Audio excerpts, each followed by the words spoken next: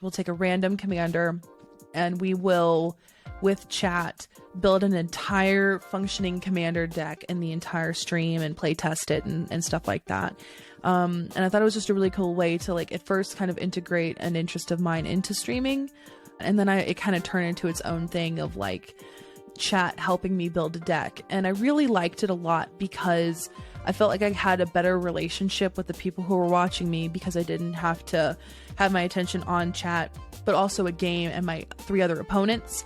I was able to just solely have my focus in on like the deck that we're building and like the recommendations. And it started out with me going, you know, I have no idea how to build this. So let's do it together. And then it kind of turned into this, we're going to build this together flat out. Let's see what we can do and accomplish together as a group of like 30 some odd people. Focus on the feeling that you get when you make content. That was a big game changer for me because I did Arena and I was like, this is what I have to do to be a content creator. Because in my mind, I was like, this is what you do. In order for me to be successful, I have to stream Arena. But I didn't like it and I didn't do well and it showed. And so focus on the feeling that you have when you make the content. And if you're enjoying the content, if you would watch it yourself, if you have fun doing it, then that is important to kind of hold on to that. You know, don't force yourself to do something that you won't like just because you feel like it might be, you know, the more like successful option for you. You know, at the end of the day, your passion and your enjoyment is going to shine through more than anything else. Welcome. This week we're talking to Chase Carroll, also known as Manacurves. Chase is a trained psychologist and social worker, as well as one of the most welcoming Magic content creators around. Chase is a triple threat when it comes to Commander content. They write, stream, and podcast on a regular basis. Chase is also known for pioneering the art of the collaborative, inclusive deck build. In this conversation, we explore Chase's personal backstory and what it's like to be a public creator, and all of the mental challenges that come along with it. It's a wide-ranging conversation. Make sure you use the timestamps in the description to help you navigate to the topics that you are interested in. Now, let's get started. How did you come up with the name Manacurves? Like, was it just a spontaneous thing? Yeah, I like making usernames. I have a handful that I've made just for fun. And I was trying to like do like a play on words because I was like, it's like fun to do something catchy. And like I'm like curvy and it just worked really well. I typed it in on Twitter. It wasn't taken. I said, snatch, we're done here. And I got very lucky and I was very happy. What are some of your other alts? Like what sorts of things do you have in the back of the bag? My favorite one, and to this day, no one has snatched it, is it's ractosekis. So it's like if you're like a beer person, but you're also into ractos. I was very proud of that one when I made that one up. you have to like go to Twitter now and just like get that one, because if someone listens to this, this won't be out for a few weeks, but if someone listens to it, they might squat on it, so that might be a problem, right? Honestly, I've actually tweeted it out into the ether before. I'm like, these are my ideas, please take them. Use them well. I just thought it was really fun one day and I just like made like a tiny little list. I'm like, go for it. Are there other ones that you have in your repertoire? Yeah. Oh my God. Well, one of them was Jace the meme sculptor, but like that one is definitely taken by now. And then a couple aren't appropriate, so I don't want to say them. Is there one that you have like to signify your love of horror films? Because I know you're really into that. No, I've been trying to think of one because I had a couple of good ones for Star Wars, and I just haven't come up with any good ones for horror movies, which makes me sad. Like I haven't really sat down and thought about that. Actually, I like that idea. What do you have? Chase the Jedi, or what is it? It was Darth Mall Cop. Okay. Because I liked Darth Maul, and I had just finished watching Paul Blart, and saw it. It was Darth Mall Cop, and I thought it was very clever. Yes. So, total tangent aside, Chase, how are you doing tonight? Good. I like took a little bit of a nap, and I'm feeling like energetic and good. So, thank you. How are you? I'm doing good. I just woke up maybe an hour and a half ago. It's morning over here in China, so we're like Ooh. on opposite ends of the planet here. Oh, it's Yeah. all good morning. Thank you. It is 9:16 a.m. So, Oh, yeah, I'm feeling wow. good. Yeah, actually I was a little bit more sluggish than usual today. I think I had Mhm. too much to drink last night. I don't usually drink that much, but I was hanging out with a friend whom I haven't seen for a while, and Mm, we just had a couple of glasses of wine, so I mm. gotta be more careful with that. But I don't know. Are you a drinker? Are you into alcoholic stuff? No, no, I feel really bad. I don't like alcohol unless it's like super sweet. And also, I don't like spending the money on it because it's so expensive. And I live in like a beer town, like so it's everywhere. And I'm like, I don't like it. I don't like spending the Can you money say on it. where you are? Like, what's the beer town? I live in Asheville, North Carolina right now. And Okay. it's like a really awesome place in the middle of like North Carolina. It's kind of in the middle of the Bible Belt. And it's like very like hippy dippy vibes here. Hmm. It's like a really good food town. It's also kind of just like home. There's like a lot of breweries here. Hmm. It's like a college town too. I actually went to undergrad here. And I missed it so much, so I moved back. Oh, awesome. Yeah. So, this is like maybe stereotyping, but it's like I've never lived in the U.S. proper, but whenever I visited cities in the U.S., I always feel like every city I visited has like awesome breweries and just has like lots of culinary as well as drink options. Is that just like I just have a sense that it's really exploded, like just in terms of like I don't know how long you've been in. Like you said, you went to college there, and that must have been a few years back. Like, has it changed a lot since you moved back, or? Not really, no. A lot of places have like closed down from COVID, which is a bit of a bummer. I went to find my favorite burrito place and it was gone and I was very sad.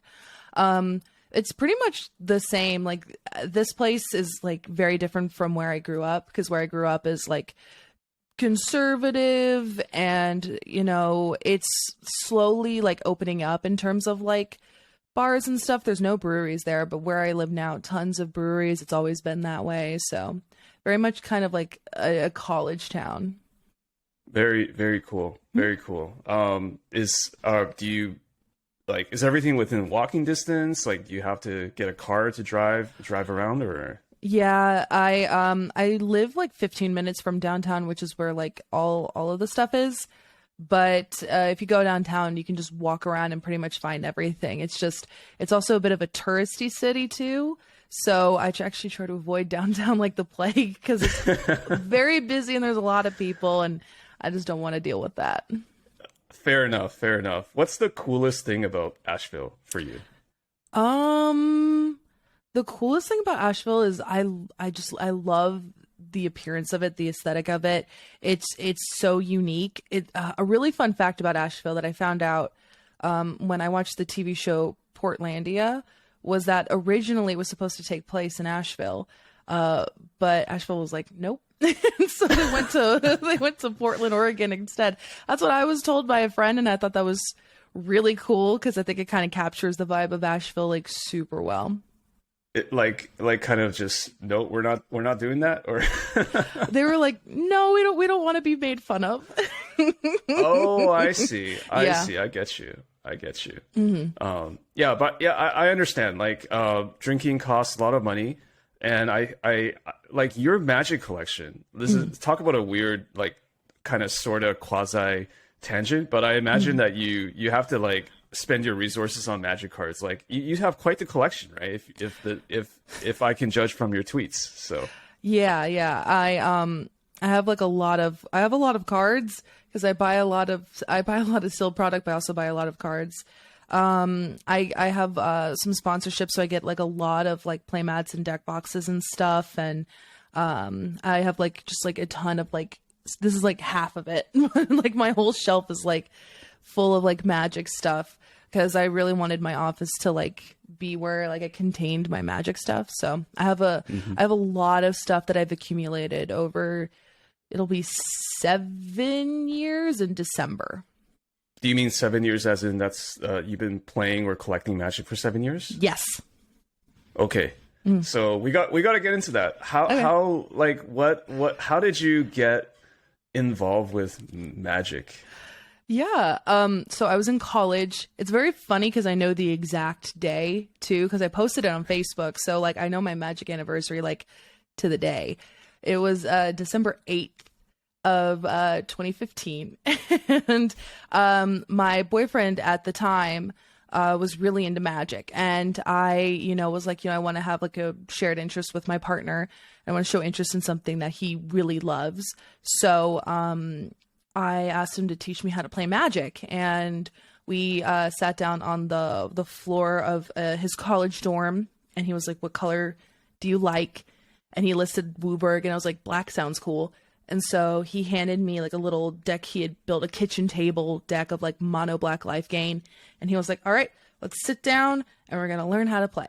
And that's how I learned. What was the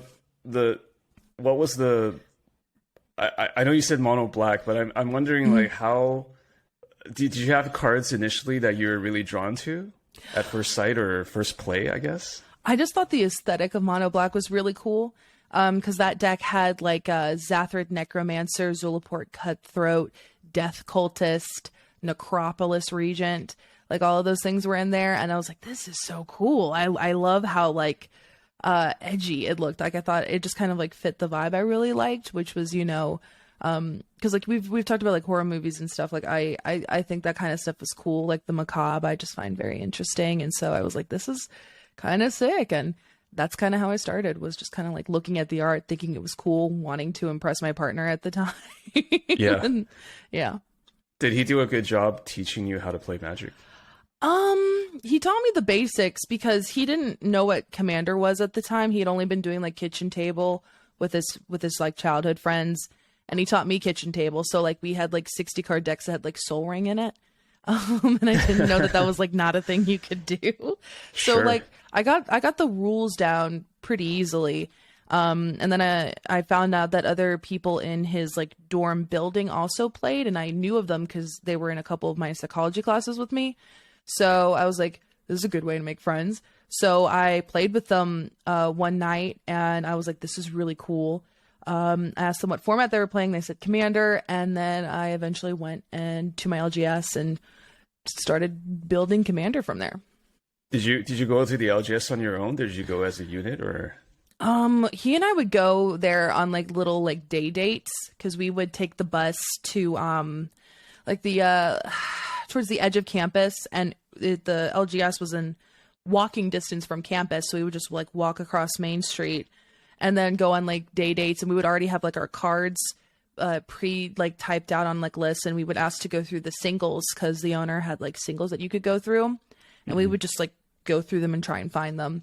So we would go together, and then when I started learning about Commander more, I would go by myself. Yeah. How did you learn about Commander? Was it through the store? It was through my friends who lived in like the same building as my boyfriend at the time, because I wanted to play Magic with them, but all I had were my partner's illegal 60 card decks, and they were like, well, we play Commander, and I was like, okay, what is that? And they were like, these are the rules. I went, sounds sick. And I went to my LGS, and I walked up to the owner, and I said, what's the most powerful Commander there is? And he said, Niv Mizzet Firemind. And I went, cool, I'm gonna build that. Okay. Yeah, that's kind of how it started. That's an interesting answer to an interesting question. Do you have any idea to this day, like why the owner or the person at the store said that? Nope. And I grew really close with the owner too, and he does not do Is It. So I have no idea why he told me that, but he did, and I was like, cool. And that was my first Commander. I built Niv Firemind, and I had fun with it. I loved it. I'm wondering if you have some sort of psychological reading as to why he recommended that to you. It's just like, or maybe it's one of the great mysteries of your Magic origin story, Commander origin story. I think it might be one of the great mysteries, because to this day, Dale is an enigma. 'Cause he's an He sounds like interesting. a magic card. Dale, the enigma. He is so enigmatic. He lives in this area. He is a silent partner now with the owner of the shop. Her name is Charla. Amazing individual. I still go to that same shop. I love that shop. I even had a job at that shop at one point. Like it's like my shop. And yeah, I haven't seen Dale since I moved back here, and I've been here like half a year. I don't know where he is. Is it just because you're so occupied with like doing web related or online stuff, or do you have another LGS that you are patronizing now? I still go to the one that I went to in college. But when I was back in my my hometown, I would go to a shop there, and that shop was great. Because the partner that I was with who taught me how to play Magic kind of ended up cheating on me. Yay. Oh, I'm sorry. Oh, it's fine. It was like, yeah, oh God, time has no meaning, but it was a while ago. I'm healed, but I was like, I'm surely going to quit the game now that he and I split up. And then I found the card shop in my hometown, and they literally like saved my relationship with Magic, which really helped a lot because I thought I was going to drop it because it reminded me of him so much.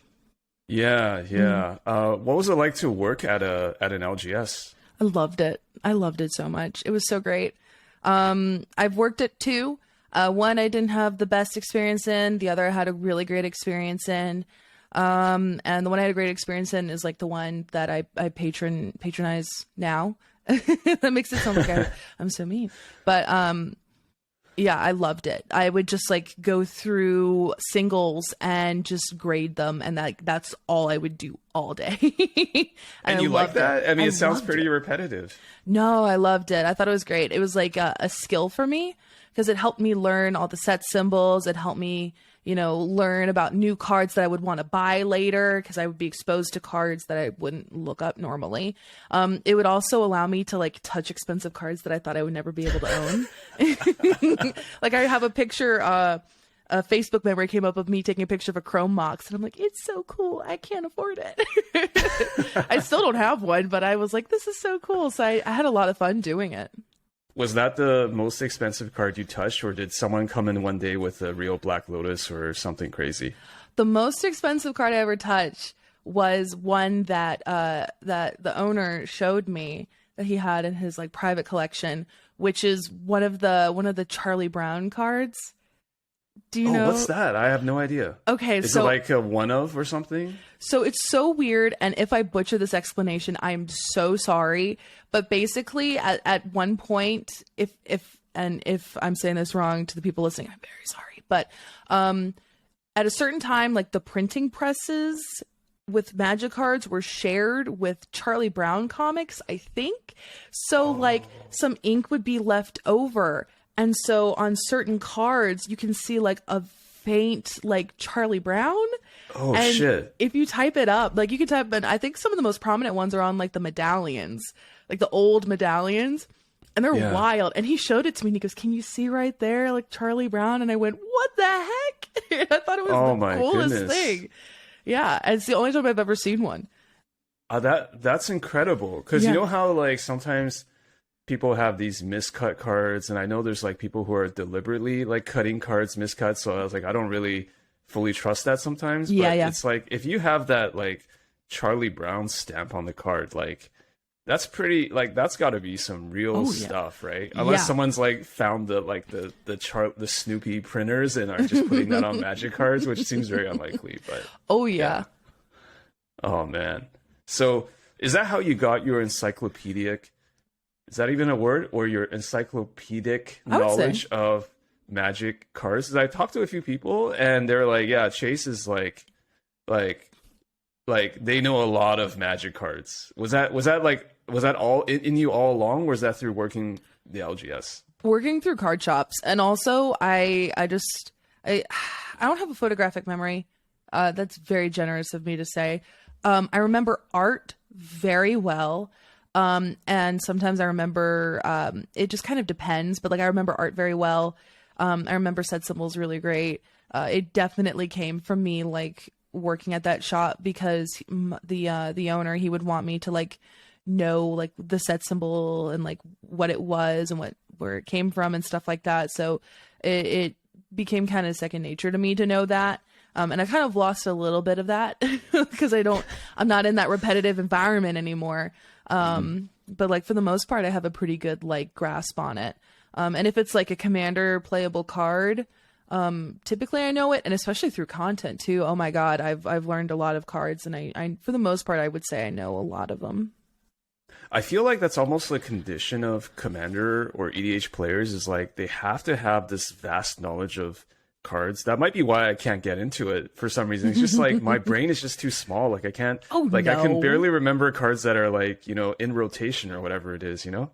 I don't read cards. I mean, and I say that really, it's really funny, but like... You just see the art and then you know what it is. Not even that. I mean, yeah, but like, oh God, like I make mistakes all the time with my cards. Like all the time. Like, oh my God, there's this red enchantment that I put in EDHRec that I don't remember the name of it, but it's new. And the art is of like a woman like making a bust, like a sculpture bust. And it's like at the beginning of combat on your turn, you may populate. And that token gains haste or whatever. And I put that in my EDHRec Super Friends deck because I make token copies of Planeswalkers, and I'm like, this is perfect. And then I read the actual card, and it says populate is create a copy of a token creature. And I was like, oh, well, I didn't read, so I had to take that out, and I was really bummed. How many times does it happen where you're playing the deck and you realize that it was just because you didn't fully understand what the card did? It's just kind of maybe even in a kind of a live recording situation or something. Has that ever happened, or do you test it pretty thoroughly? For the most part, I deck build a lot of my streams now, and a lot of the decks that I've made have come from there now, which is actually really nice. So typically chat catches it or I catch it, so it doesn't happen too often. But every now and then I made a couple mistakes. My biggest mistake was before I even started making content, and it was before the commander rule change about commanders dying. They wouldn't hit the graveyard and then go back to the command zone. They would just go back to the command zone. So I shilled out a lot of money on making this Kokusho deck. And then when I was like play testing it, I was so excited. I was like, he has to stay in the graveyard. I was so sad. I wasted so much money. And I was like, I can't build this. So I tore it apart, and I felt so bad. So it has happened to me in a grand scale before, but not too much now. That's really neat. I mean, not neat as in like good for you, but it's just very unusual because like I'm more on the constructed side. So I hear about people complaining about how, this banning like invalidated my deck. But in this case, it was an actual rules change that invalidated your whole deck, which is unfortunate. Yeah. Now it matters. Now they can hit the yard, and it's great because they go back to the command zone. But oh God, little college Chase was so sad because I had like spent the money on like the new art Kokusho, and it was like when he was really expensive, and I bought a matching deck box, and it was very sad. Do you have any idea how much your Magic collection is worth? Like because you're an LGS, or you were a former LGS employee, you must have some idea as to the kind of valuation of your... It's okay if you don't want to say, but no. I mean, it sounds pretty sizable to me. So. It's not that sizable. I have a lot of like bulk rares, a lot of just like random singles, like uncommons and commons. If I see a promo I buy it. Just because I like the art. Like there was a time where I bought there's like a bunch of like random dollar promos because I just thought the art was so sick. I don't know the exact like value of it. It's enough that when I was talking to my mom, I was like, if anything ever happens to me, I'm like, don't give them away. I'm like, sell them. It's a nest egg for you. If something happens to me, please don't chuck it in the garbage. It's a good thing you started playing Magic later on in life, because there's always these old stories about people who like used to play I don't know, beta, and then their parents threw out their cards because they were just sitting there in the attic. So yeah, my mom kept my old Yu-Gi-Oh collection because she was you like, were a Yu-Gi-Oh player. Not even a player. I was like 7 and I watched the anime and I thought it was really cool. So I just bought cards because I wanted to be like the anime. Oh, so you were just collecting, just Oh, like yeah. you like the look of the cards. I was a child, a little child. Like I have it's still in my mom's attic. I need to go spelunking and find it. But I had the original dual disc toy that you could like wear and everything. And I was the coolest kid in kindergarten that day because I brought that in for show and tell. Everybody loved me. We got to go back into your backstory a little bit. Like, so are you a North Carolina native? Yes. Okay. Okay. So you were whereabouts? Like, it's just Asheville. Is that where you grew up, or? No. So I grew up in a small town. It was High Point, like itty bitty teeny tiny town. It's known as being like a furniture capital, and when I say that, people chuckle, but like it's like a dead town. But twice a year we get tons of people coming in because it's like a very big furniture city.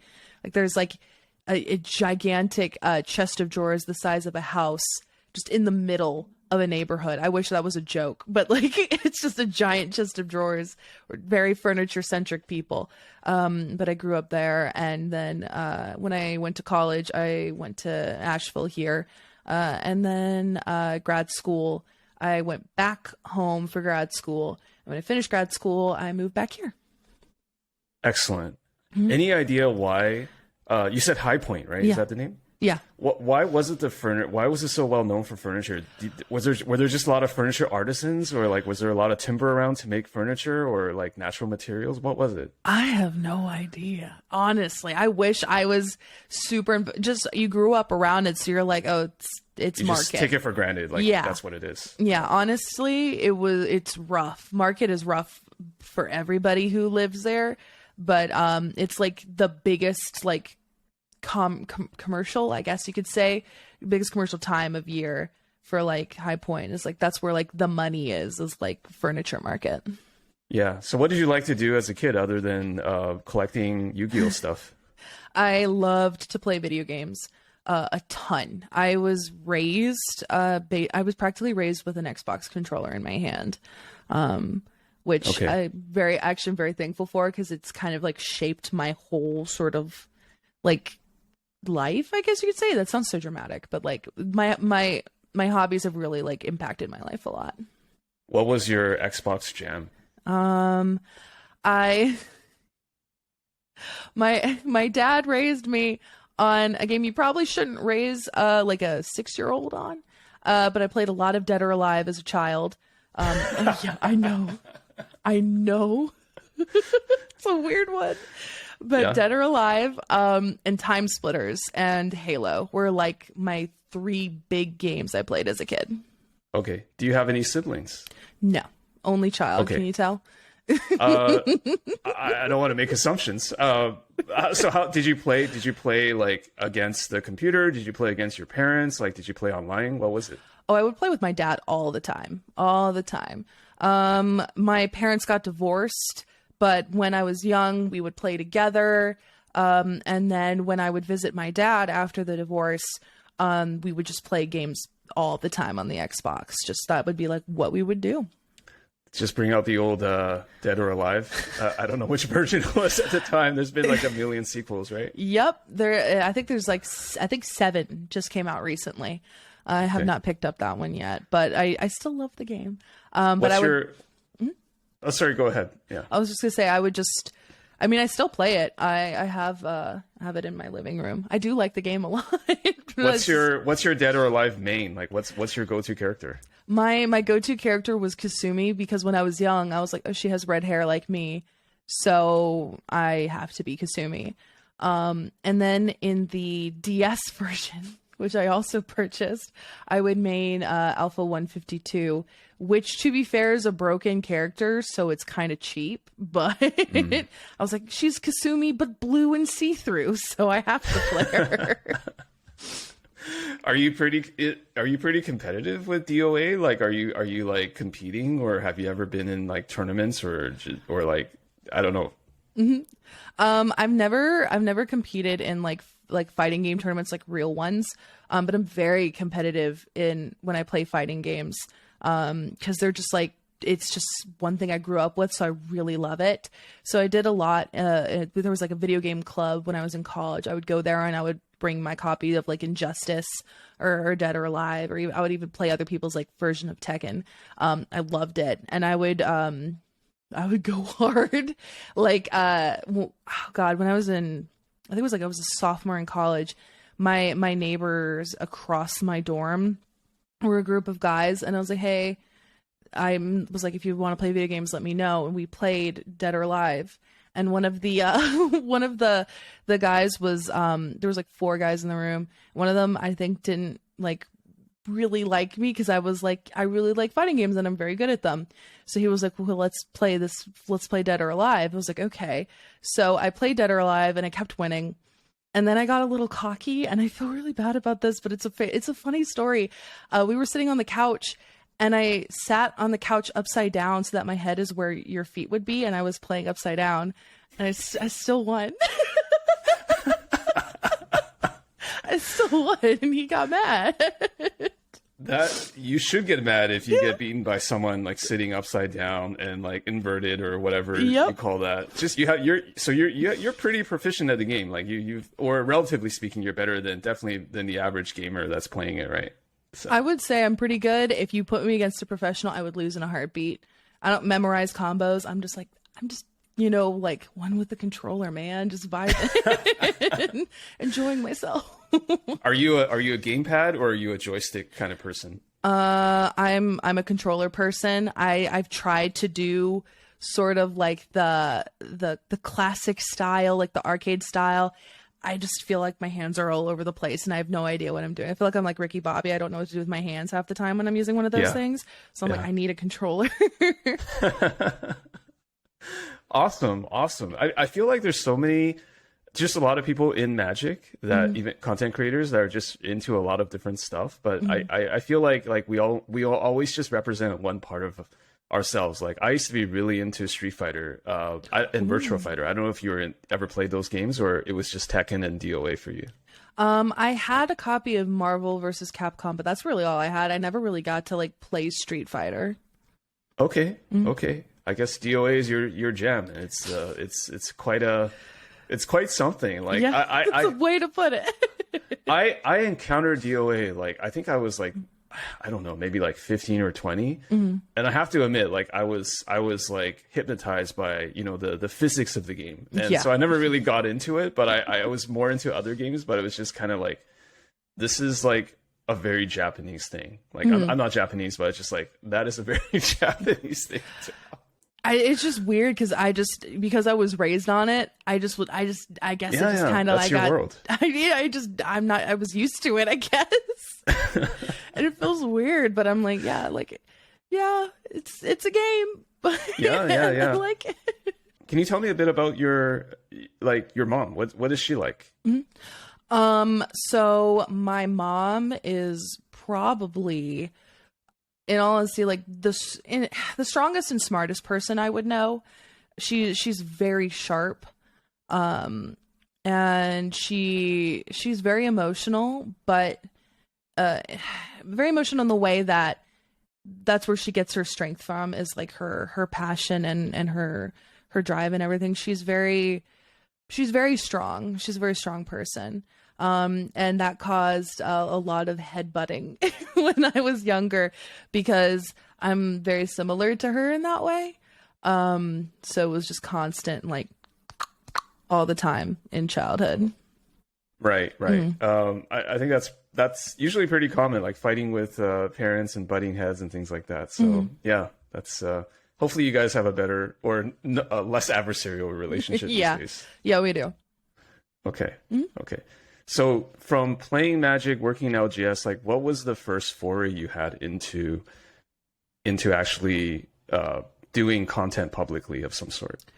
The first piece of content I ever made was an article series I did for, I think it was Masters of Magic. It was a website. And I had this idea. It was called Cabal Therapy, and it was where I wanted to marry the concept of magic and mental health together. Because at the time I was in grad school, getting my master's in social work. And I was like, let's kind of combine both these things together, just to give it a try, because I wanted to, because all I had been doing at that point was just like tweeting. And I wanted to like try something out. So I reached out to a couple people and they got back to me, and I released like, I think it was like 4 or 5 articles about magic and mental health.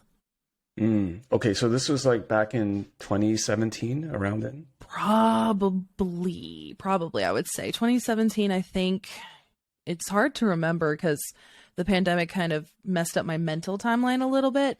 Yeah. But it was in my first year of grad school, I would say. Okay. Okay. And what was so you did that series, and what came out of that? Like, what made you want to, keep doing magic related stuff? I honestly, I don't know why I kept doing it. I just really liked it. I thought it was fun. I thought it was really cool to like talk to people about things I liked, because at that point I was in a graduate program, and you had like no time to like do anything. So I had like no time to make friends or anything. And I had just split up with my partner. So I had lost like that whole friend group and like dynamic there. And I was really isolated. So I thought magic was like a really good way to kind of channel that. And I found my LGS, and they were great. And I would go to a game night once a week, which was nice, but I still felt like I didn't really have that community. And so, I thought it was kind of great to just like reach out to people online and have that shared interest. And I thought it'd be cool to just kind of keep talking about it. So I would write, I would tweet, and eventually I forayed into streaming. I have no idea why I did. I cannot remember for the life of me, but I was like, let's try this now. I was going to ask about that. Like, cause like writing and streaming are so different. Like, I'm curious, like going back, what were some of was it just like very impulsive? I just kind of feel like trying something new, or was there some other thing to it? I just knew that I wanted to make content. And at that time, I was like, the only way to make content is to stream Arena. Cause like, that was like the big Arena pop. And like everybody who was streaming on Twitch under the Magic like umbrella was Arena. And I was like, I got to do this. And I didn't really like it because I didn't really like Arena. I didn't really have fun with those formats. And so, I was like, man, I really want to like keep doing content. I want to make a name for myself and I want to have fun. But I don't like doing, Arena. And I think how it was, I was talking to Logan about it, and he was like, well, you should do Commander. And I was like, well, I don't want to copy the people who are already doing Commander, which was, I think only at the time was Olivia. I think she was the one who was just like the sole Commander streamer, like paper Commander streamer. And I was like, well, I want to do that, but I don't want to copy. And he was like, you're not, because I stress out about things so much. He was like, you're not, it's fine. Do that instead. Cause you're obviously like not having fun with Arena, and I wasn't. And then I eventually just gave that a try, and I was like, now this is fun, and I can see why people enjoy this. It just took a shift for me. What was it like to stream Commander for the first time? It was really fun. I really enjoyed it. I think I first did Moto streams because I really had no idea how to do like a paper Commander setup, if I'm being honest. I was like MacGyvering my way, if I'm being completely honest with my setup. It was a nightmare. So when I did paper, I was very excited because I felt like that was like a level up moment for me, because I was like, streaming, and I wanted to have fun, and I wanted to make a name for myself, and I wasn't doing anything I enjoyed. And so when I did it, I was like, this is great. I love this. It was scary because my setup was so garbage. It was bad. I was using my old college laptop that if you did not have it plugged into the charger, it would die immediately. A borrowed webcam, and a pair of like gamer headphones that had a microphone in it. That was also borrowed. And that's what I was using. Was just the worst setup you could imagine. How do you get over that initial anxiety? Like, I guess there's two senses of anxiety. One is just like, okay, maybe you feel the way you described it, maybe you felt like the setup wasn't exactly what you wanted. You know, you were on borrowed equipment, the laptop that would die instantly if it wasn't plugged in. We've all been there with those kind of laptops, with like the super loud fans and whatnot, right? But there's also another aspect to the anxiety, which is just being public. Like, so how do you manage that as in the beginning?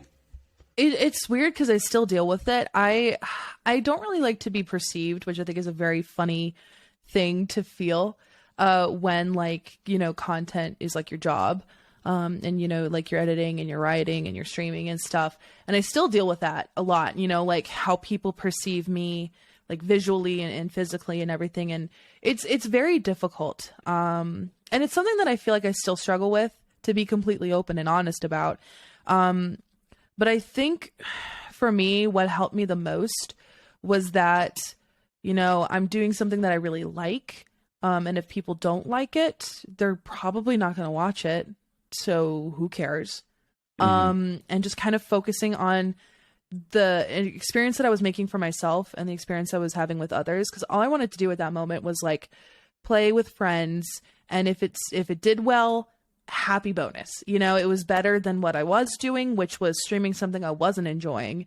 And, you know, at that point, I felt like that really outweighed the anxiety I felt of like numbers and perception and, you know, if I was doing a good job or not. And I was just like, I just want to do this and have fun, and we'll see what comes from it. Yeah. And you were still you were still doing your master's at the time? Yes. Probably not the smartest idea, but yes. Okay. But it sounds like maybe, if I can read into it, like some of the stuff you're going through, like in the master stuff, is like pretty intense and demanding. Like you said, you don't have time for a lot of stuff. So maybe this became a kind of outlet or a way to de-stress almost, right? Just playing with friends and such.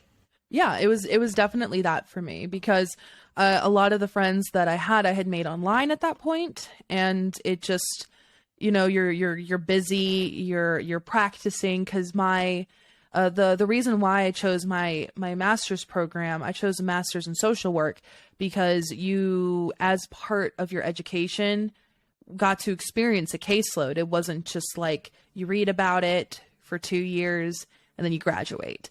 For me, it was you read about it while also doing it, which was very stressful. And I'm really thankful that I had the internships that I had, because my first internship, I only had one client. They really eased me into it. And a lot of my friends in my cohort did not have that luxury. So I consider myself very lucky, because when I got into my second year, I had I want to say like a caseload of 12, because I had a group, and then I had I think it was like a group of like amorphous, so it was like 7 to 8, maybe. It kind of kept changing, and then like 6 or 7 individual clients by myself as well. That's pretty intense, going from one to the deep end, or whatever, the proverbial deep end. Yeah. It was a lot. It was very intense. I was constantly panicking.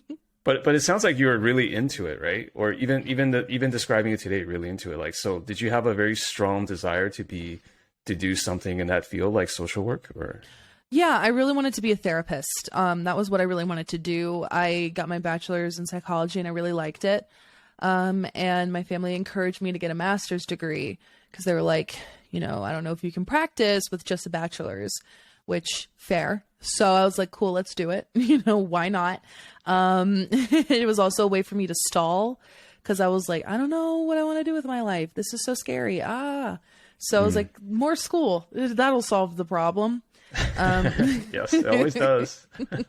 And I really enjoyed it. I really enjoyed what I learned about a lot. I'm really thankful for the program that I chose, because it was so hands-on, and because they had a very, very big emphasis on social issues that I feel like a lot of programs I was looking at originally did not have.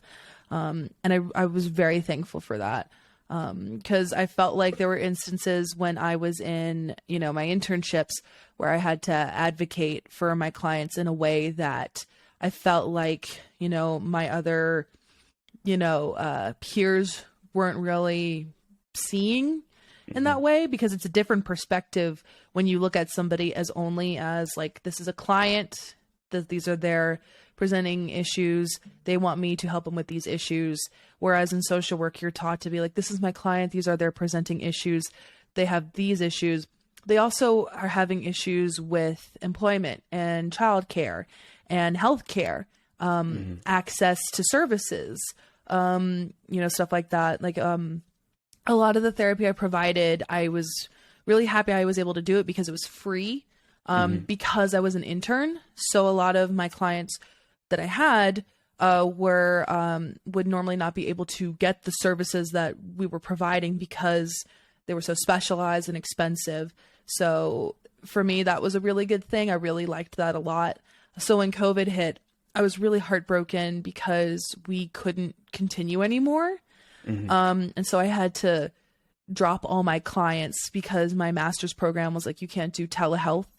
You have to drop your clients and you have to tell them, hey, I'm so sorry, no more free services. Good luck. And I hated that. It absolutely broke my heart. Yeah, that sounds absolutely tough for both parties, right? Involved. And was there like a regulatory reason why couldn't do the telehealth thing, or like it was just a policy? Or my master's program specifically was like, there could be issues with HIPAA because, some of you might be living with partners or live with your parents or have kids, or maybe the walls are thin. Like they were like, we are worried about HIPAA. We don't want to have any HIPAA issues. Privacy, right? Yeah. They were like, no. They just shut it down, which I get, but heartbreaking. That's unfortunate. I feel like they almost need to develop technology to mitigate that, like be able to do it online and be like HIPAA certified or privacy certified. Like that would be a big game changer, I think. Well, there are ways to do telehealth because a lot of therapists are currently still doing telehealth. I think it's just because it was a graduate program and they did not want to make the school liable for anything. Liability, sure. And I think they didn't even, because at the time we did not know how long we were going to be in quarantine or anything. Like everything was up in the air. So I think they just wanted to like be as safe as possible and just were like, you know what? We're done. Yeah. So a lot of our internship hours were cut super short, which was really disappointing. But, at the end of the day, you want everybody to be safe and comfortable, and you don't want to cause any issues or especially any HIPAA violations. So I completely get it. Did you grow up a people person? Because it seems to me like it's one thing to like go to grad school and get trained on this like social work, but you also have to have kind of an affinity for it, right? Like, did you grow up a people person, like being able to just easily connect with people, like starting from stranger to having a deeper interpersonal relationship? No, not at all. I still have issues, with being like a people person. I'm very introverted. It was really funny because I was talking to my mom like a week ago and she was like, you're very introverted, but you act very extroverted. And I'm like, I guess so, because I'm not really a people person. I would like to be. But for me, like the reason why I chose that field is because I really wanted to help people, which I know sounds like so cliche or whatever. But I really did. It's good. It's good to want to help people. I don't think that's cliched. I really liked it, because for me, a lot of people, mental health is super stigmatized even now. Things have gotten a lot better for sure, but things are still horrible. And so when it came to that, I really wanted to be able to provide services for people and help them. Like a lot of the therapy that I provided in my final internship was DBT therapy, which stands for dialectical behavioral therapy.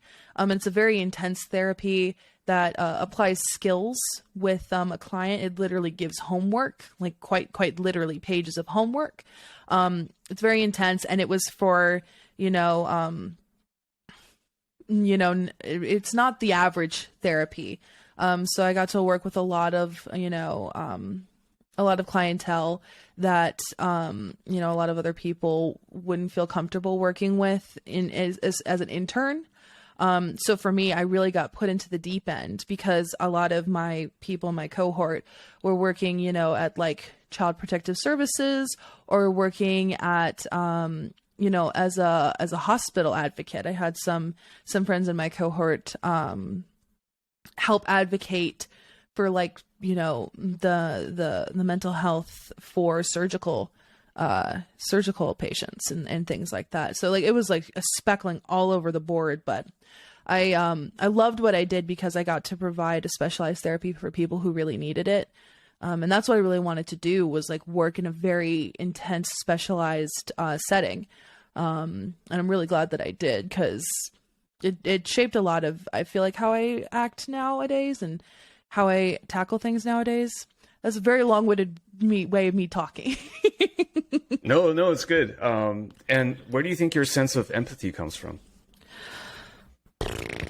I don't know. And I know that's probably like a weird thing, but for me, I just, it breaks my heart personally to see kind of the way that our society, even like our healthcare system treats individuals with mental health. Like a lot of people say, oh, like, oh my God, like a lot of the language we learned is like, oh, like, God, this person, like, they're like a depressive person, it's like they're a person with depression, or, we were even taught like, it's a homeless person. No, it's a person experiencing homelessness. Like even in our very language, we kind of dehumanize a lot of people who suffer with these issues.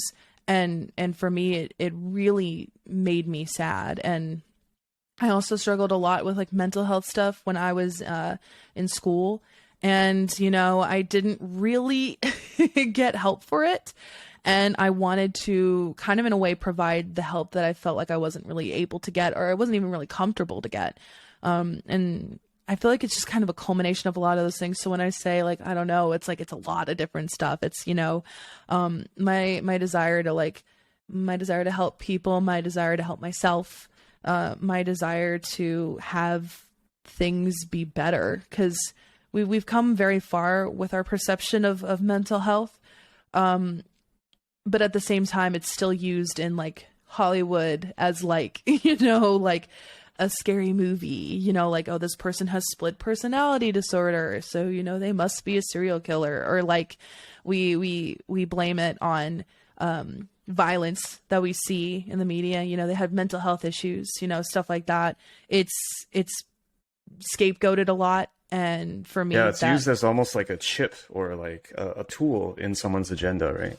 Yeah. And it upsets me a lot because that's not the case. But it's so easy to say, they did XYZ because they were depressed, or they did XYZ because they were bipolar, or anything like that. Like the language that we have today it has a long way to go. And I don't know. Talk about stuff like that makes me really emotional because like I'm no longer in that field. So I feel like I can't really impact things like the way I originally thought I could. It's very different. I wouldn't quite say that, because I feel like you're a very good advocate for these sorts of topics in the magic sphere. So I know I've talked to people who are like, all I'm doing is like playing magic or doing magic content, but I think you still have the ability to impact people in your sphere, right? And sometimes people just need to hear that. I think you've been one of the reasons I wanted to talk to you is like I feel like you've been very, like, in a good way, public about that stuff, and I think someone out there will benefit from that. So I think you're making an impact, just kind of in a different way, right? And you could even argue maybe the online impact you're making is actually arguably bigger than like sitting down with someone face to face, because that person may never tell anybody, but you could actually tell someone, and it actually, because of the internet, it actually spreads, right? Because you have no idea. There might be like a ton of people that are hearing your message, or even through this little podcast, like that does mean something, right? So I don't know. I wouldn't quite trivialize it, is what I'm trying to say. Yeah.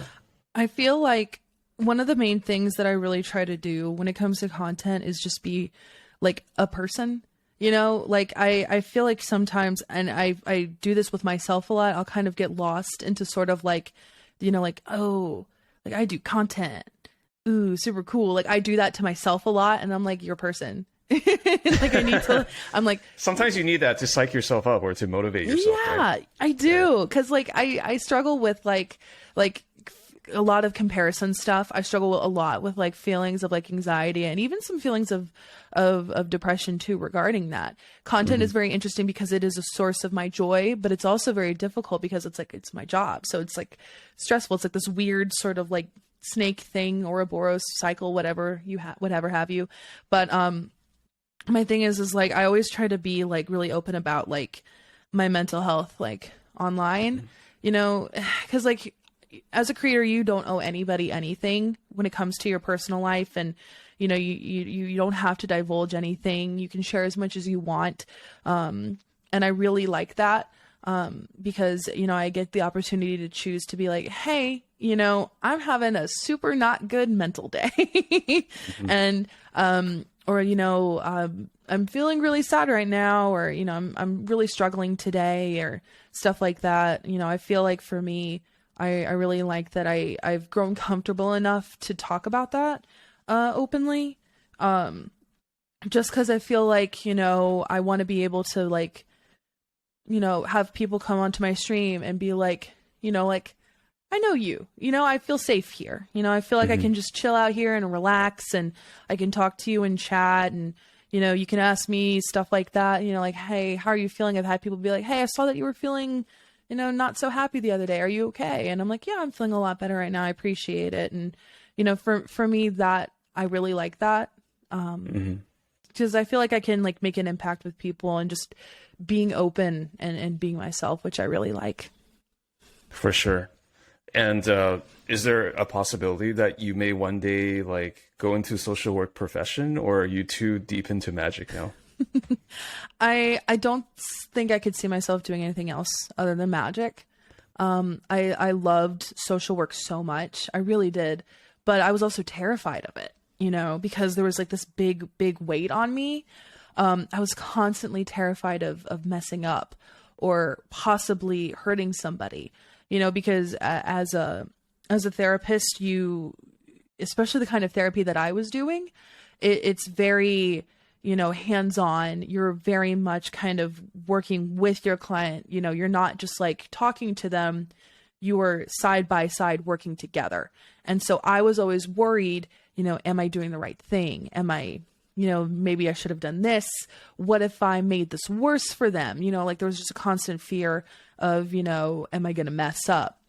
And that was a very big stressful thing for me, because when I was applying for jobs in the middle of COVID, which made it hard to find jobs, because, you know, you can't like be like 6 feet apart from a person if you're in a room with each other, like sitting on across from each other. It's very difficult. Right. So yeah, I was just all over the place. I was stressed about it. I loved it. But like at the end of the day, I'm really happy that I kind of have stumbled into the path that I've stumbled upon, because I love what I do. And I'm really thankful that I get to, you know, have my hobby be my job. I love it. Tell me more about your magic path, like from streaming kind of, I'll call it recreationally or for fun, into it becoming more than that. Like I guess how did it develop for you in that journey? It's really weird, because I just kept doing it. And it just kept kind of growing. You know, I kind of kept posting about things on Twitter. I kept streaming. I kept a stable schedule. It was a source of stability for me. It was fun. I liked it. And then I just kind of kept doing it and kept doing it. And it just kind of kept going from there. It's very weird, because I feel like a lot of people go into things intentionally, but I feel like I've quite literally fallen into everything, like stumbled into it kind of accidentally, like one step after another. And I'm very happy that I've kind of gone down this path, but like, it's also like the most twistiest, turniest, weirdest path to get here. I have to agree. Like, so, in terms of the streaming, like how often did you do it? Like, you said make it regular. Like, was it just like every weekday, or was it every week, or? I would do it 3 times a week. I started out, I think, only doing 2. I did like 2 gameplay streams. I did Wednesdays and Sundays at night. And then I was like, how can I, expand my content more than just like gameplay? And I was like, let's try deck building. It actually wasn't even my idea to begin with. My friend Logan, I've mentioned him a million times. It was a really good sounding board for me in terms of like content. I was like, I'm comparing myself to other people. I don't really know what I want to do. And he's like, you like to deck build. You do it a lot. You should stream it. And I was like, no one wants to watch that. And then I was like, you know what, whatever, I'm going to do it. And I did, and people liked it. So then I went from 2 nights a week to 3 nights a week. And I did Tuesdays, Wednesdays and Sundays. And then I just kept doing that pretty consistently. Mm-hmm. You got to tell me more about this collaborative deck building thing. Like what's the whole angle behind it for those who may not know? So I do a stream on Tuesdays on my Twitch at 7 p.m. Eastern. And I'll either have a commander that I've chosen, or I'll like post a poll on Twitter, or I'll just decide it on stream. But we'll take a random commander, and we will, with chat, build an entire functioning commander deck in the entire stream and play test it and stuff like that. And I thought it was just a really cool way to like at first kind of integrate an interest of mine into streaming. Because I wanted to keep, having that. And then it kind of turned into its own thing of like,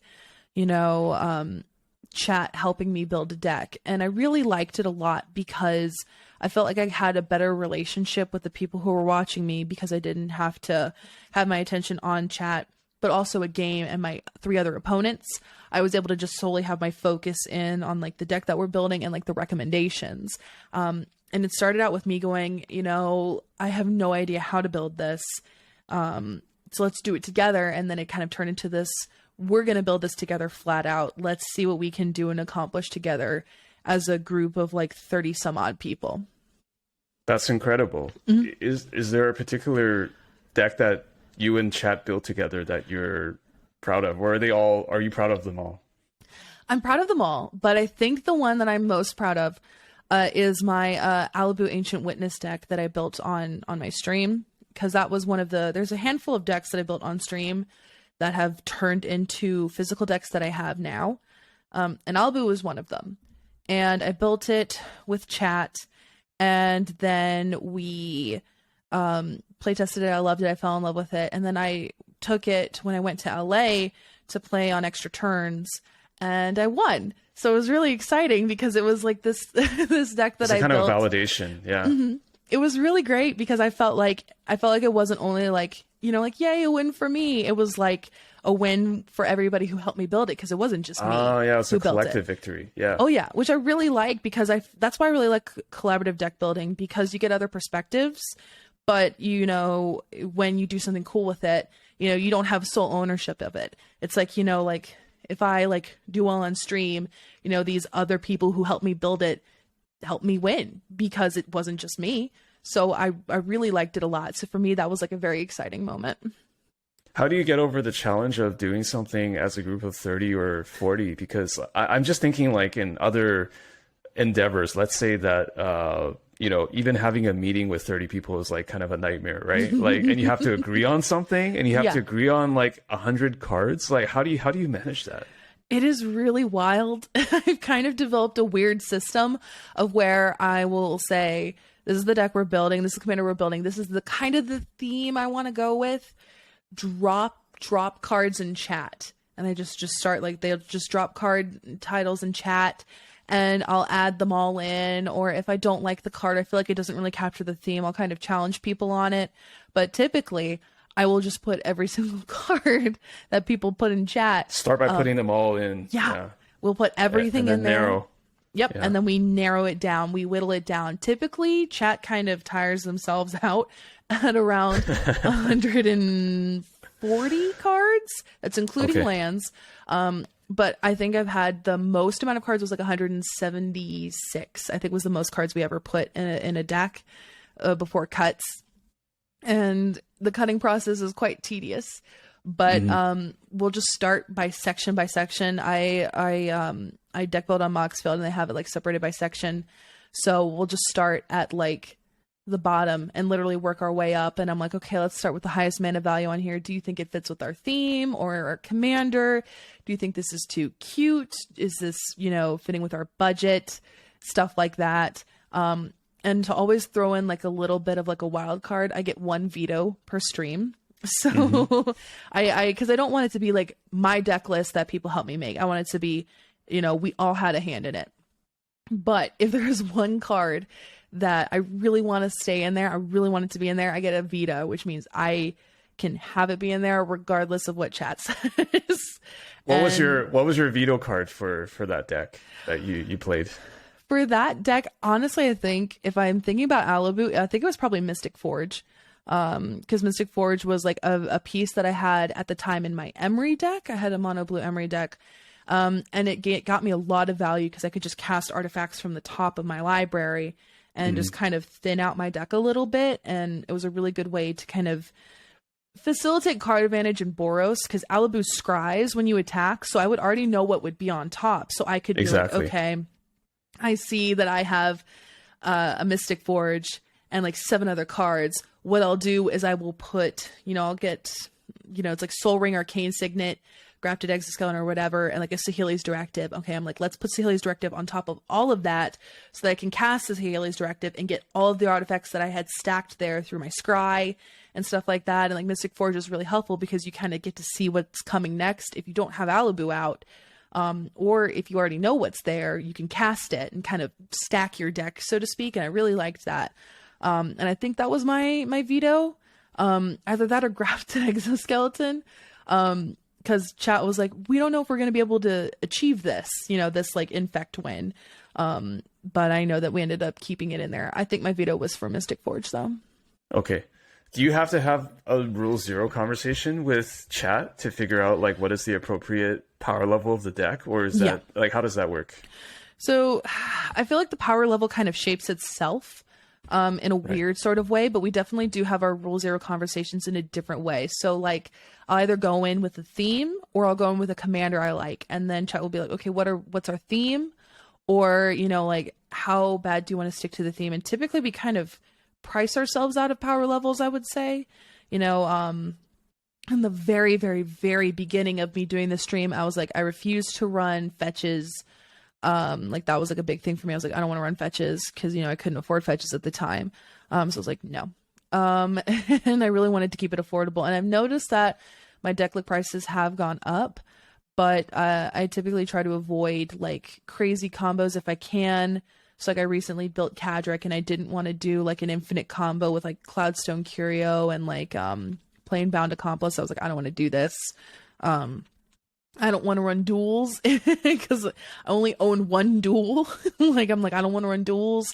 And I try every now and then to like do budget streams too, to challenge myself, because I have gotten so expensive with my decks that they kind of have put themselves into their own power level, because I'm like, okay, we got to have like, obviously like Soul Ring and stuff, but like, let's put in like the Triomes and the Shocks and, these expensive lands and stuff like that. So we definitely have our own version of a rule 0 conversation in terms of like theme, cost, legality, because sometimes I brew illegal decks. It's just kind of all over the place. I know in the past you've given advice, or through your articles you've said, just the biggest thing to building content or starting is just to do it, or to start doing it. Like, are there other things that you might tell first time content creators who maybe want to do streaming or do something commander related? My biggest piece of advice is one that I struggle to follow myself.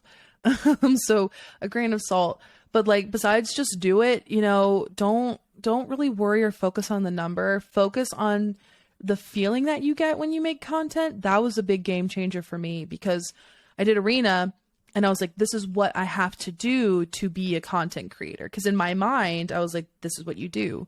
There's so many people, successfully streaming Arena. In order for me to be successful, I have to stream Arena. But I didn't like it and I didn't do well, and it showed. And so focus on the feeling that you have when you make the content. And if you're enjoying the content, if you would watch it yourself, if you have fun doing it, then that is important to kind of hold on to that. You know, don't force yourself to do something that you won't like just because you feel like it might be, you know, the more like successful option for you. You know, at the end of the day, your passion and your enjoyment is going to shine through more than anything else. Right. From a kind of logistics perspective, there's now so many different social platforms, right? You've got TikTok, YouTube, Twitch, Instagram, like various different things. Like, how do you look at that spectrum and how like where to play in as a creator?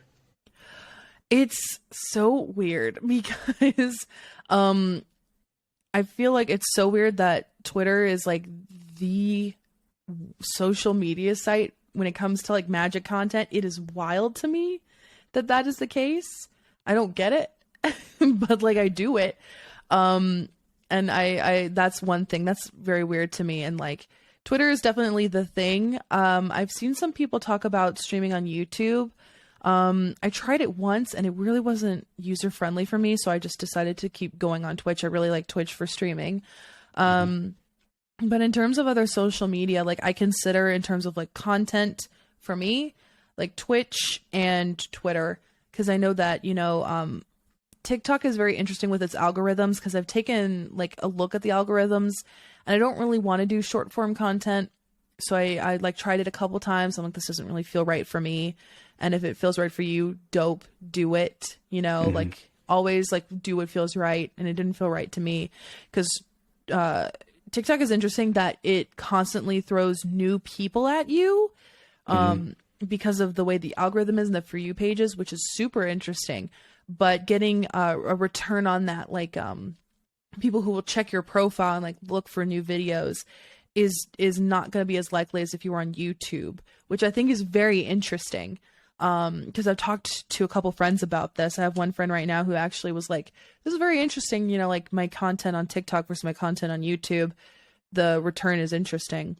So Instagram, eon above me. I just use Instagram for my personal self. Yeah, I don't use Instagram for content. I think at one point I tried to, and I didn't like it, so I like literally like nuked my Instagram and restarted it, and I'm like, this is just gonna be personal stuff. And if people like it, cool. Yeah, TikTok is really interesting because like you're totally right. Like it's more like it's equivalent to like chasing hits. I mean, maybe I'm saying this in a negative way, but it's like there's no consistency you need in your profile. Like it's just kind of like figure out like, okay, assuming the goal is to get like maximum number of impressions, right? It's really just to figure out what is trending, do a video based on the trending, and you might have like 1 million people come and follow you or watch that video or TikTok, but then they never actually care about the other stuff that you're doing. It's more just like, I'm really into Chase's, I don't know, 10-second clip on this, but it's hard to actually build kind of a following, if you will, right? Like so I'm not quite getting that either, but I don't know. Maybe I'm generalizing, but that's kind of my impression as well.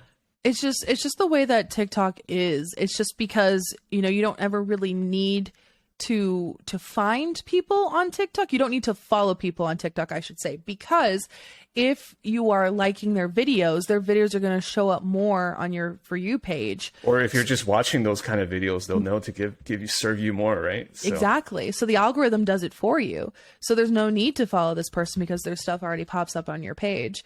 I've actually thought that was really interesting because TikTok is like what Vine was, but way more successful in terms of like cultivating sort of like a financial stability with it in terms of stuff, because I know like Vine died because they just couldn't find a way to monetize it, and I think TikTok has kind of solved that a lot.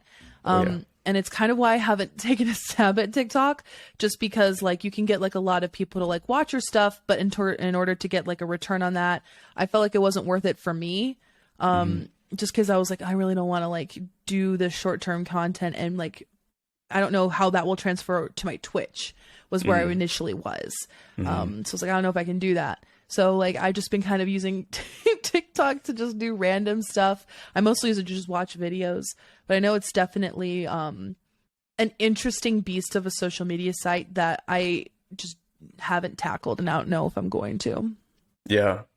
This is a really out of nowhere question, but I know that like in previous years, TikTok has gotten flack for being made by ByteDance, a Chinese company. And a few years ago, that was a big part of the conversation, which is like, do we trust TikTok? I'm curious, like, because you're a younger person than I am. Like, has that conversation kind of mostly gone away, or people just decided like TikTok is kind of worth it, or is that still kind of a thing in the back of people's minds? I have no idea what it's like in the US. I genuinely don't think it's on anybody's minds, because I remember seeing that pop up like a year ago on my For You page of like people being like, you know, can we trust like TikTok? Is it like scanning your face or whatever? And I'm like, right. What? Like I don't put that much thought into my like social media. I was like, I don't get this.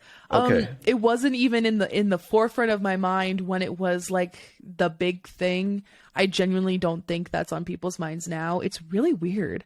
But I remember seeing that and going, okay. Well, there was some stuff in the past about how like, you know, supposedly it was like collecting like even like what you were typing and things like that, or like it was like monitoring you. But I don't know. I'm just curious if people still, I guess people don't really care that much as long as it's like entertaining. So I guess I don't know. I have no idea. I just scroll. I tried to delete it from my phone because I would keep scrolling endlessly. It's difficult. It is very addictive, and now you see all the other platforms trying to follow, right? Because like you got YouTube Shorts, or you had Instagram Reels, and then Facebook did their version as well, and Instagram's owned by Facebook, and then YouTube Shorts, and it's that whole short form content is really blowing up. Yeah, it is. It's weird. I don't like it because like I want each social media site to be like its own thing. So like I don't want TikTok on Instagram. I just I just want to look at you want TikTok on TikTok. Yeah, exactly. Yeah.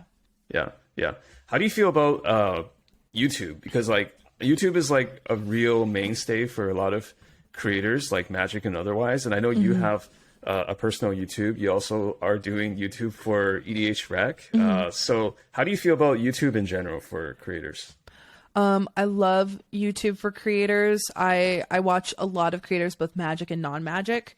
So the perspective on like what the algorithm is like for that is very interesting. I have a couple uploads on my channel of just like old gameplay uploads, but for me, I stopped because I felt like it wasn't quality content that I was putting out. I felt like I was just like re-uploading stuff. And so for me, I want to go back to YouTube. I really do, because I think it's a great place to be once you find your niche. But I just feel like I couldn't really find my footing in terms of what I could post there that wasn't, you know, a stream upload, which to me felt like I was being, you know, kind of like, okay, here it is, it's done. You know, I didn't really like that for myself. It's just like an archive, right? Yeah, and I didn't like that. I wanted to do something unique and interesting, and I just felt like I haven't really found that yet. But I think it's a great place for creators. I think it's really good. So really, your voice is really with Twitch and Twitter, right? Those are like your two. If we're talking about fighting game terminology, like those are your two mains, or like your go-tos. Okay, that's definitely good. Yeah. Tell me a bit about EDHRec. How long have you been working with EDHRec? I understand that's your day job, right? Yeah. So I I've been working with them over a year, because my year anniversary was 9 days ago. So I've been editing for them for a year, and it's been great. I love it. I love it a lot. How did you? Can I ask, like, how did that gig come about? Are you just like a master networker and you make a lot of friends and it just happened, or? My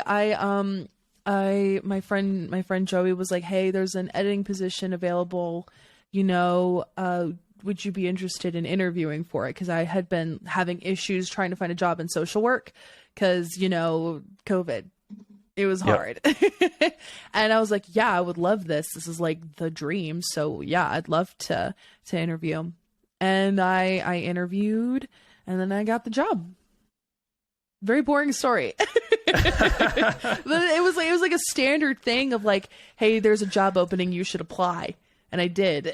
Yeah. It wasn't like one of those YouTube videos about how you like struggle with adversity, and like you like it was like the fifth time you applied to EDHRec, you just got it on the first try. So it's kind of a boring success story, right? It's boring, but like I just applied. I was like, I would love to do this for y'all. I love content. Y'all know I'm consistent and I like what I do, and I'm not going to get bored of it. And, you know, I'd love to flesh out my own editing skills and be a better editor. They're like, cool. I've seen some of the edits. Like you do, is it the editing the podcast as well as the videos? Is that what you do? So I edit the podcast, and then Joey and I go over it together and do some like final tweaks on the podcast and make it look really clean and really nice. Joey, edits. Joey is amazing. Like just does everything for like the upping the average videos. Like that is all Joey, from like ground up. Everything. It's very impressive because Joey just like pumps it out and he's like, and I'm watching, I'm like, this is really clean. How much has it leveled up your editing game? Like, because you must have had some experience editing from before that, but like how has the EDHRec experience helped you in that department? It's helped me a lot because I really like the standard and quality that EDHRec has in terms of like the presentation of their content and their form of their content. And that has given me kind of my own standard. It's raised my own standard for myself, in terms of like quality and stuff like that, in terms of image quality, even, you know, how I like like the bare minimum of like just like, you know, cutting off the sharp corners of like a card JPEG, like the difference that makes and stuff, the timing of a transition, and, you know, the cleanness of an audio, the eliminations of like coughs and and stuff like that. You know, it would not have crossed my mind in the beginning. And now I'm very cognizant of these things, even when I watch content that's not mine. And it's not even magic content. I'm talking just like regular YouTube content. I'm like, I wonder how they edited that. Or, you know, like, oh, I can see that they hit a jump cut or something like that. And I never would have paid attention to that before. But they really raised my own personal standard. And I really like that because, you know, I want to put my best foot forward. I want them to put their best foot forward. And I really appreciate that a lot. That's awesome. Yeah. Joey mentioned that you like to have fun with labeling assets when you guys work together. Can you talk a bit about that? Yeah. The only person who sees those assets are Joey. He's the only one who sees them. So I'm like, you know, like as long as he knows what the card is, I can just kind of label it as whatever. So I'll just like for like Glenn from the Walking Dead card, I named it like Glenn Coco or something. Or like when I put Tybalt on the screen, I labeled him as love of my life. I think it was my one true love, even though I know he'll break my heart. That's what it was. Probably it. Yeah. There's just some characters that look like they would break your heart. I feel like Tybalt would do that to me. Okay, so it sounds like you guys have fun working together. I love it. And this is Joey Schultz, right? Mm-hmm. Okay, so he's on the West Coast and you're on the East Coast, so you kind of have this like rotational thing almost, where like you could work around the clock, maybe. Yeah. I have no idea. It's very weird because all my coworkers are spread across the country, so it's like, you know, kind of like do your own thing in terms of that. And I really like it because, you know, I'm a nocturnal person by nature, so I'm up really late at night. And Joey's on the West Coast. So if it's like, oh my God, like 3 a.m., I'll be up at 3 a.m. and I'm like, okay, I can Discord message Joey, and I know it's midnight. He'll probably still be up or something like that. So, it's a very interesting because, you know, it's very weird to explain to my family, like my very weird work schedule. Right. Yeah. But I mean, I love it. And I love, you know, having like the work friends that I have. Tell me about what it was like to spend a few weeks in LA with the Command Zone folks. I understand that Joey and you went over there to do to get trained, I think it was. Yeah. So originally the Command Zone was editing the EDHRec cast. And I got hired on so that I could, you know, kind of take over the bulk of the editing for it. So we went there to kind of learn, you know, like the quality of editing that the Command Zone does, so we could like have that same caliber. And it was a lot. It was intense, but in the best of ways. I loved it because I was like, like I really wanted to learn how to edit really quality content. And I was like, I'm learning from the best, so this is perfect. For me, it was a little bit rougher because I had to fly across the country. So I had a bit of like a time zone difference. So my brain was like fried for like the first 3 days. Yeah. So I'd be like, it would be like 6 o'clock and I'm like, it's 9 o'clock. I'm ready to crawl into bed. So it was definitely like, that was interesting, but I had a lot of fun. It was great. I learned a lot. I loved all of the people there. I loved working with all the people there. Everybody was so nice and really helpful. And, I felt really comfortable asking questions and, even questions that I felt like might be stupid. They're like, yeah, no, there's no stupid questions, because they really wanted us to succeed and be able to like, take over and like keep doing high quality stuff.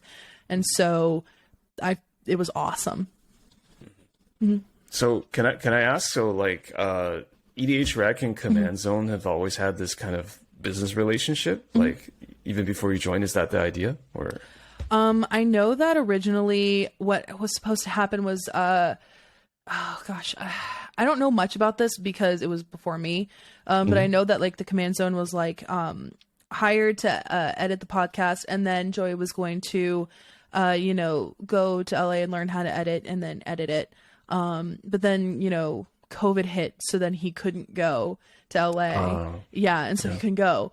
And then, Joey started doing like higher quality content with like upping the average and like the stream and everything. And they were like, we should get another editor. And then I got picked up. And then it finally was okay to fly. And then we went to LA. Okay. So it was kind of postponed for a while, but then it worked out because you joined the team, and then it made sense to do the trip. Got it. And what is the Command Zone HQ like? Is it just like some massive studio with like I don't know, like an army of people in it? Like, because the production quality is so good with whatever they do, right? It's just like a really busy place.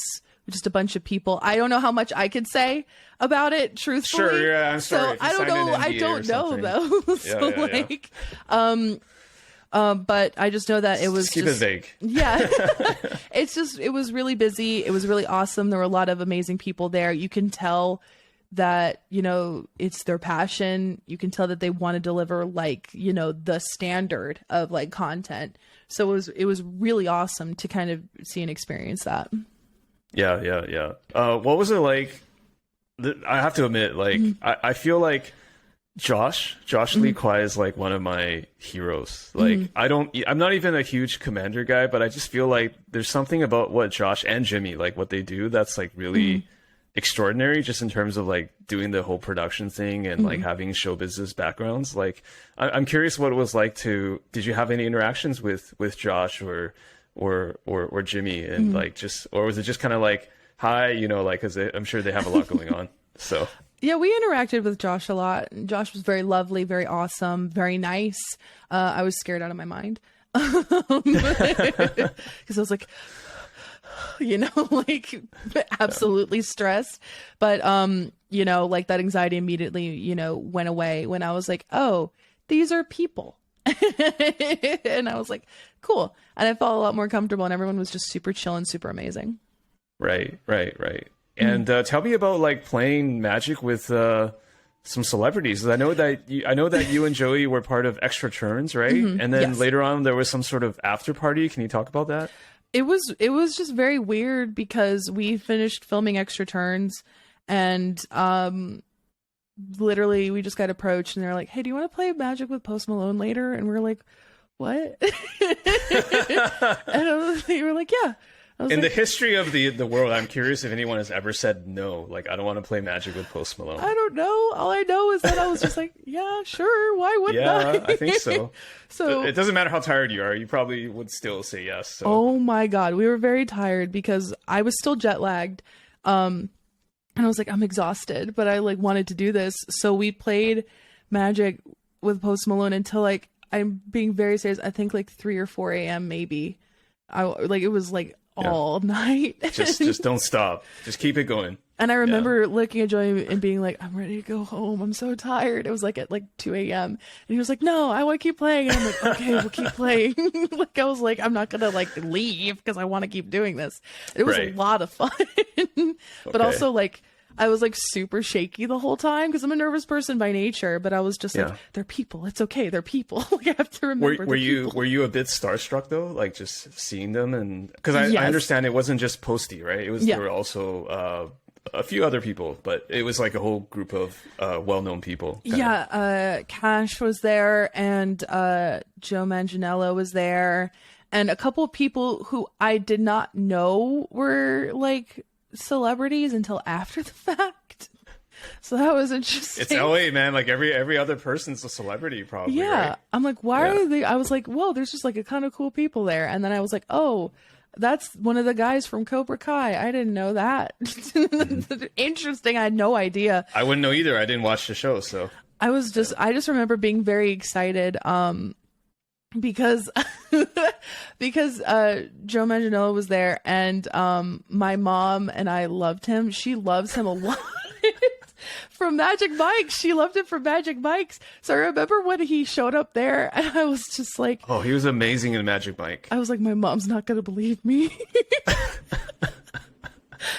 And I was like, your mom doesn't care about Post Malone. No, she likes Post Malone, but she likes him too. She likes him too, but like later when I told her, she was like, what? And I'm like, yeah, I got to play with Joe, and she was like, what? Like her mind had exploded. I thought it was very funny. She was like, he plays Magic, and I'm like, I guess, you know. It's crazy, like how many people just play. Maybe I shouldn't say this crazy by now, but it's just like D&D and Magic. Like it just seems like there's so many. It's not even closeted. Like just a lot of people just play these things and enjoy them, right? It doesn't from all walks of life. It's pretty wild, I think. It really is. It's very weird.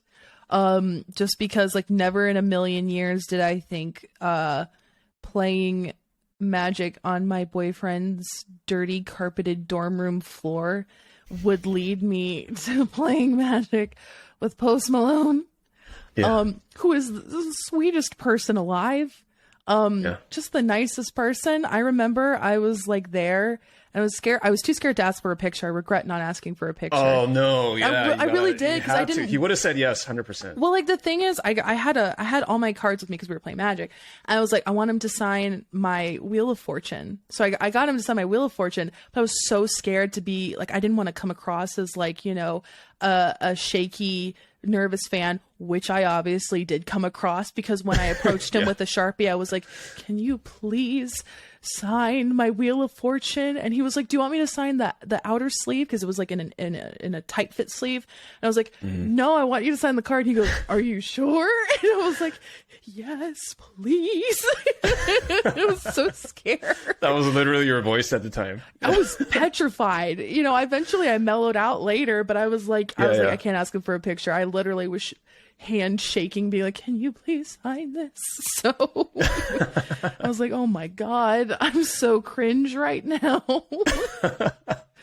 It's one of those times where you have an out-of-body experience. Like you kind of see yourself like in that moment, just being very nervous, and you're just like, and that makes you more nervous just seeing yourself, right? Yes. Yeah. I also had Cash sign it, and I also had Joe sign it, because I was just like, this is so cool. And it's in my Locust God deck, wherever that is. Oh, it's right here. I play with it. I love it. It's like my like favorite LA memory is like staying up super late and just playing Magic with just a bunch of really cool people. And so I like freaked out. So I've heard that, you know, Cash and Post Malone can be pretty competitive. Like, was the testosterone just like flowing when they were playing Magic together, or what? Everybody was really competitive. I got my ass handed to me by Post Malone. I did not win a single game against that man. I got to see his decks, and I'm like, oh my God, it's so expensive. Like they're all like foiled, blinged out, right? Or oh my God, yeah, like I remember 200%. Right? Yeah, he let me look through his deck, and I'm like, this is like this costs more than my house. Yes, literally. I'm like, calculating in my head, and I'm like, oh my God, like it was a lot. But like, obviously, because, you know, like if you have it, you sold a lot of records. Yeah, do it. I'd do it. But like, you know, they're very competitive. They were very competitive. They were super awesome to play against. I beat Cash, but I didn't win the game because I destroyed one of his creatures and it like nuked his whole plan, I remember.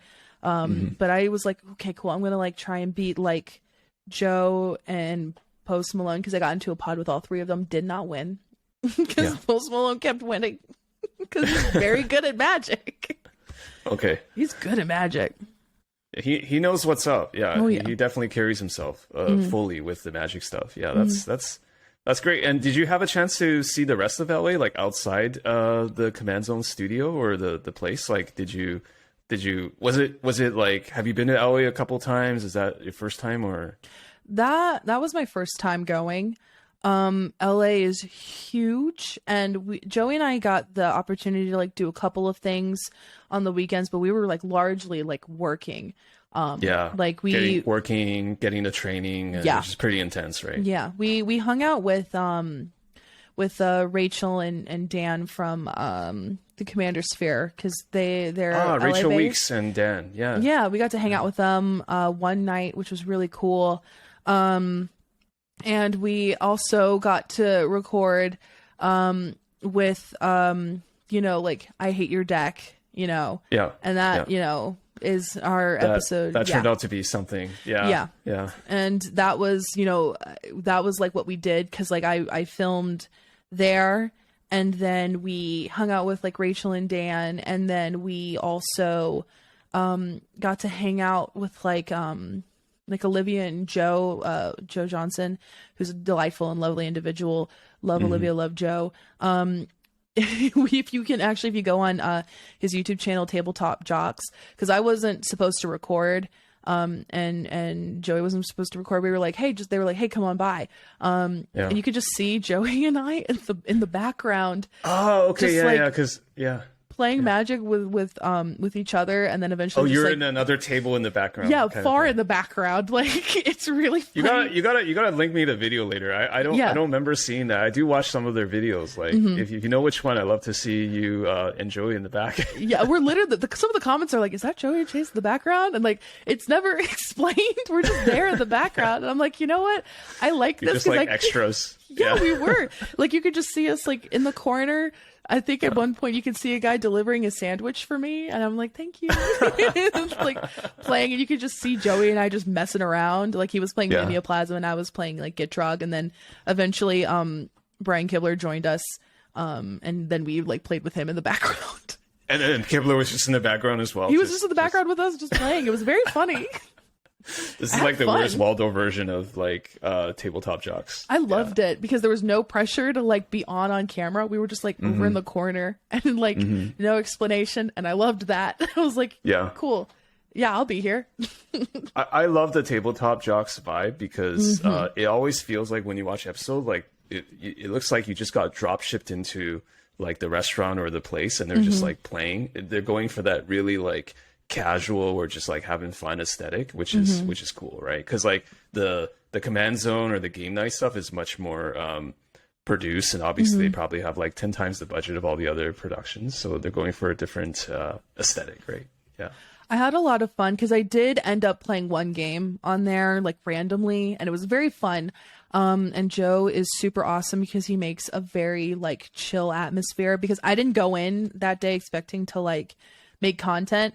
I was just like, we're going to hang out with friends. And then that was it, and like they would be making the content. But it was really fun. Joe is super awesome. I cannot recommend Joe enough.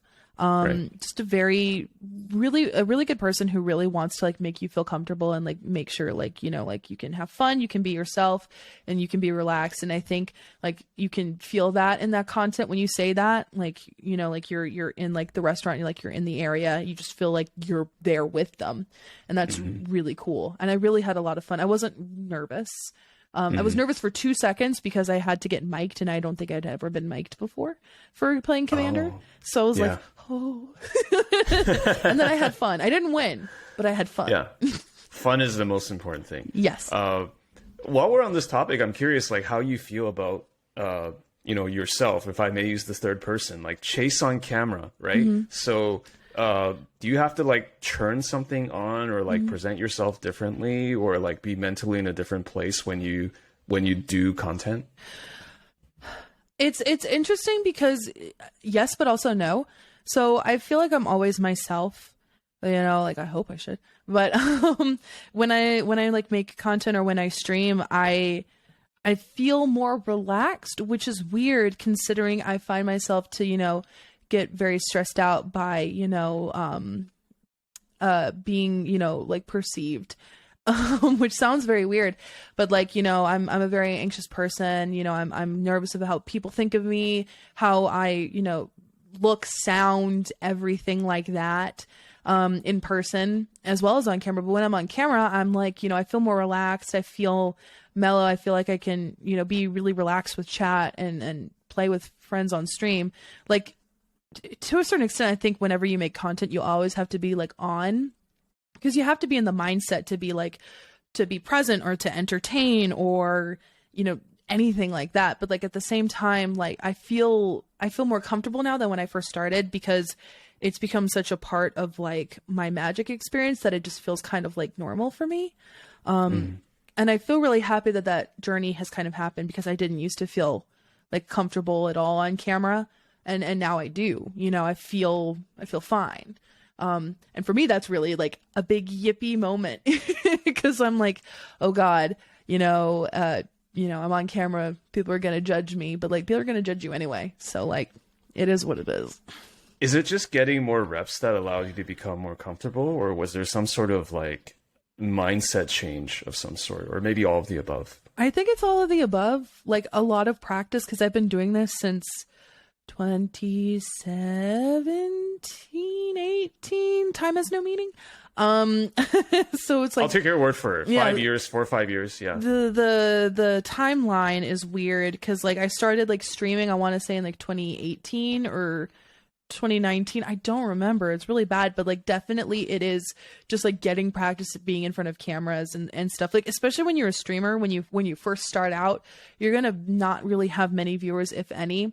And I think that's the best place to kind of practice being comfortable on camera, because like if you go on someone's stream and they're just like, that's boring. You got to constantly be talking, just like a rock, not saying anything or doing anything. You just have to be comfortable on camera and like always talk. And I think that really helped me a lot with my stress on camera. Is you want people to stick around and hang out and get to know you as a streamer and get to know your content, and they can't do that if you're not presenting yourself on camera. And so I was like, okay, I'm just gonna like take these tips that I learned from like YouTube. Like I literally got these tips from YouTube, and I'm like, let's just talk. And I did, and I started to get more and more comfortable on camera, and eventually I don't really think about that anymore. I used to be, oh my God, so stressed, especially being a very feminine presenting person, about having, wearing makeup on stream. I would always, in my mind, when I started, I was like, I always have to have a full face. I always have to look presentable, Oh, I see. You built up like expectations of what people expect of you. And I was like, this is what I have to do. And then I was like, wait a minute. Nope. I don't have to do this if I don't want to. And I eventually kind of, I built myself up to be more comfortable, but I still had that barrier I had put in my mind for myself of this expectation that no one really had of myself other than my own self. And so I started to become more comfortable on camera. I escalated myself and then kind of de-escalated myself. Like if you look on my streams now, you'll see, like some days I have makeup on, some days I don't have makeup on. If you look at, my makeup now versus my makeup when I first started streaming, I used to do the most intense, whatever glam eyeshadow looks that you could possibly do. And I don't do that anymore, mostly because I don't have the time or the energy. And so like practical. Yeah, it is. But like, I have become more comfortable with myself on camera, because I had built this thing up, and like I said earlier, you don't owe anything to anybody as a content creator. if people want to watch your content, they're going to watch your content for you or your personality or whatever. And so it shouldn't matter if I have like a full face of makeup on, or, if my eyeshadow looks really cool, or, if I'm wearing my glasses or whatever. Mm-hmm. I like those glasses. I don't mind them at all. Yeah, they're great. And how have you developed a more like a tougher protective shell? Because I think no matter how you present yourself on the internet, there's always going to be people that are kind of toxic, for lack of a better term. Like, how do you deal with that in general as a creator? I think that's a very hard question. And it's not even a hard question. It's just the answer for me personally. And, I really still haven't developed that shell like I should. It's no very one difficult. can, right? Because we're human. We're not like robots. So it's very hard, because that was one of the first pieces of advice that was given to me, is if you're going to be like, like a public facing figure, or like a community figure, or a streamer or writer or what have you, you're going to have to like develop like a sort of like an armor or a shield or something. And for me, that has been a very difficult thing, like complete and total honesty. There have been pieces of content where, I've had my appearance ripped to shreds. And I mean, like, it devastated me. Oh my God. It was like a solid week of just like horrible sadness.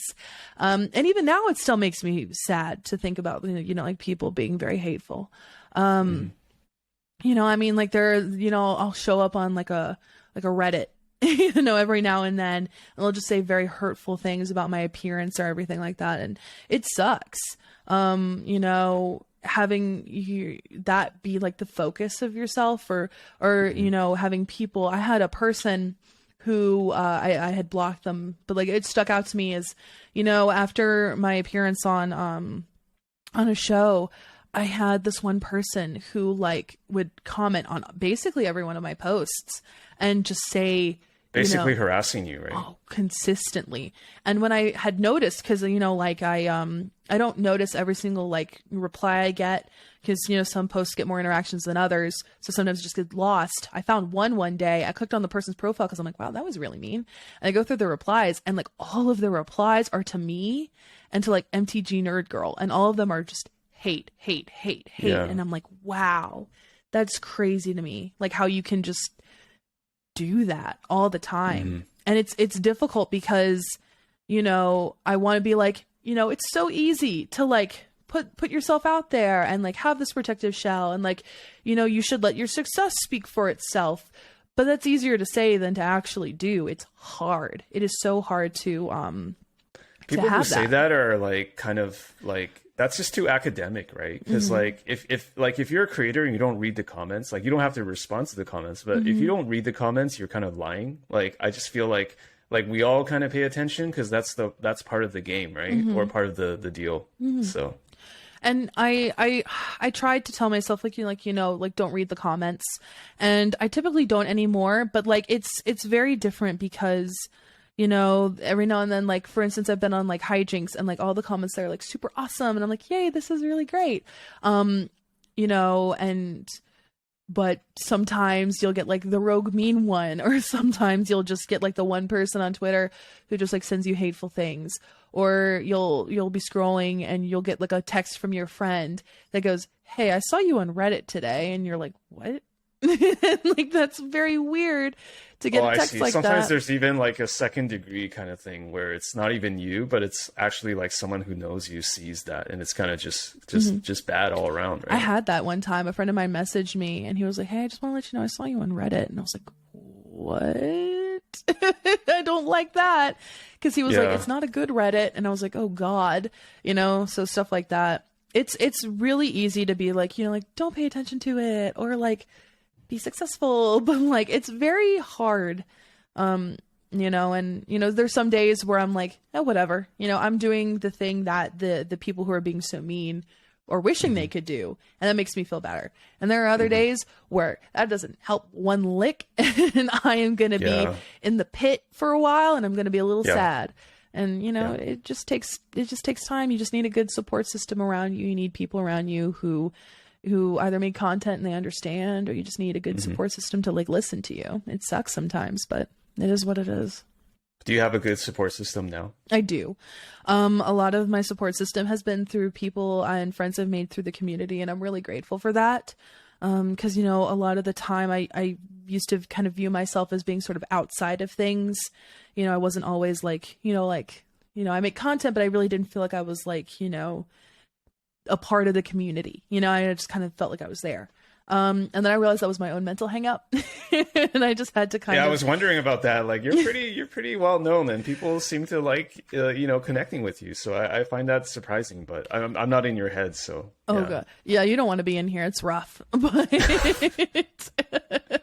don't want to be in my head either. I'm sure we don't want to be in each other's heads. It's pretty bad. Yeah. 5.5. But like, yeah, I'm really thankful that, you know, I still experience those feelings a lot sometimes, but like at the same time, I'm really thankful that I have the friends that I have in the community who are either friends from my card shop, friends who help mentor me with content, friends who I can bounce ideas off of, friends who I, can message and be like, hey, this thing on Twitter made me sad. Shocker. Yeah. But, like, it really helps because, I have friends in like, in my personal life, and I always feel very weird when I say, like, this weird thing happened on Twitter. Let's talk about it today. It always feels weird.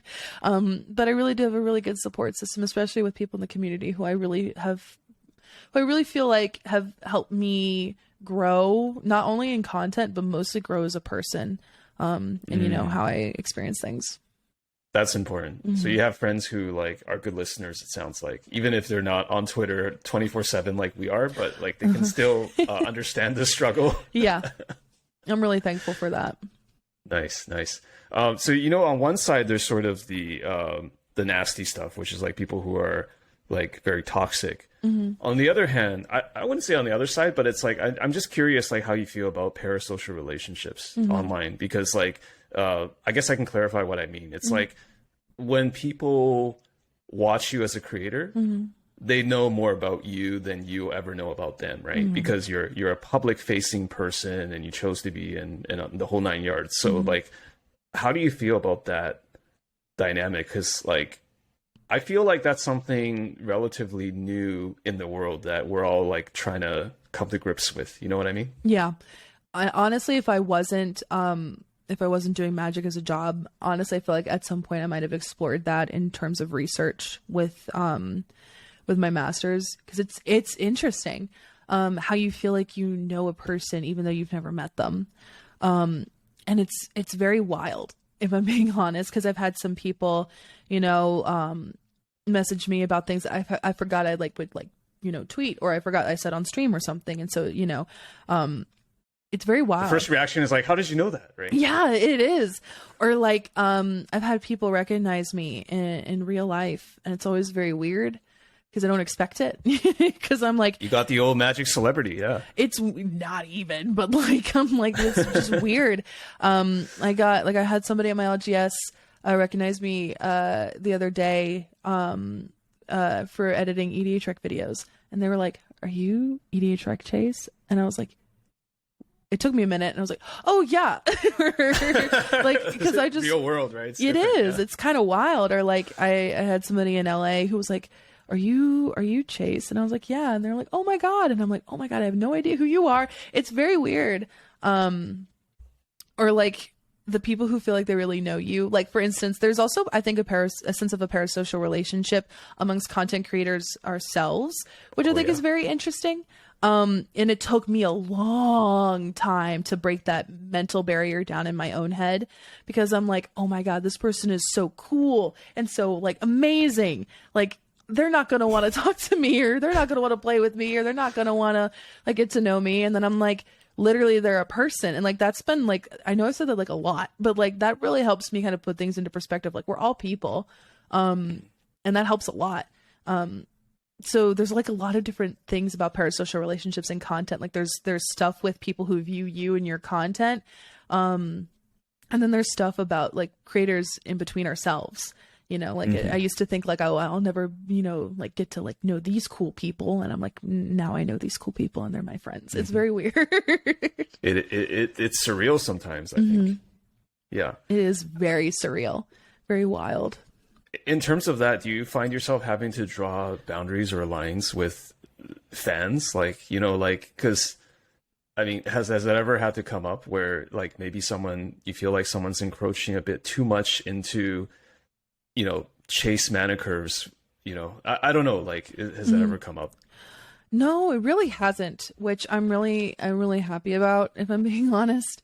I mean, I've had a couple of like weird messages, but I think any, you know, woman or feminine presenting person in content gets those as a standard, which is ridiculous. But like, I've had people ask me to like marry them in DMs, or like I've had people, yeah, it's very weird. And I think like the most I've experienced in terms of like somebody in a parasocial relationship in terms of me and my content is friend requesting me on Facebook or messaging me on Facebook. And I think that's the most I've experienced, and I'm very thankful that that is the most I've experienced, because you know there's definitely some people who I know have experienced it to an even greater extent, and that can be stressful, even scary at times.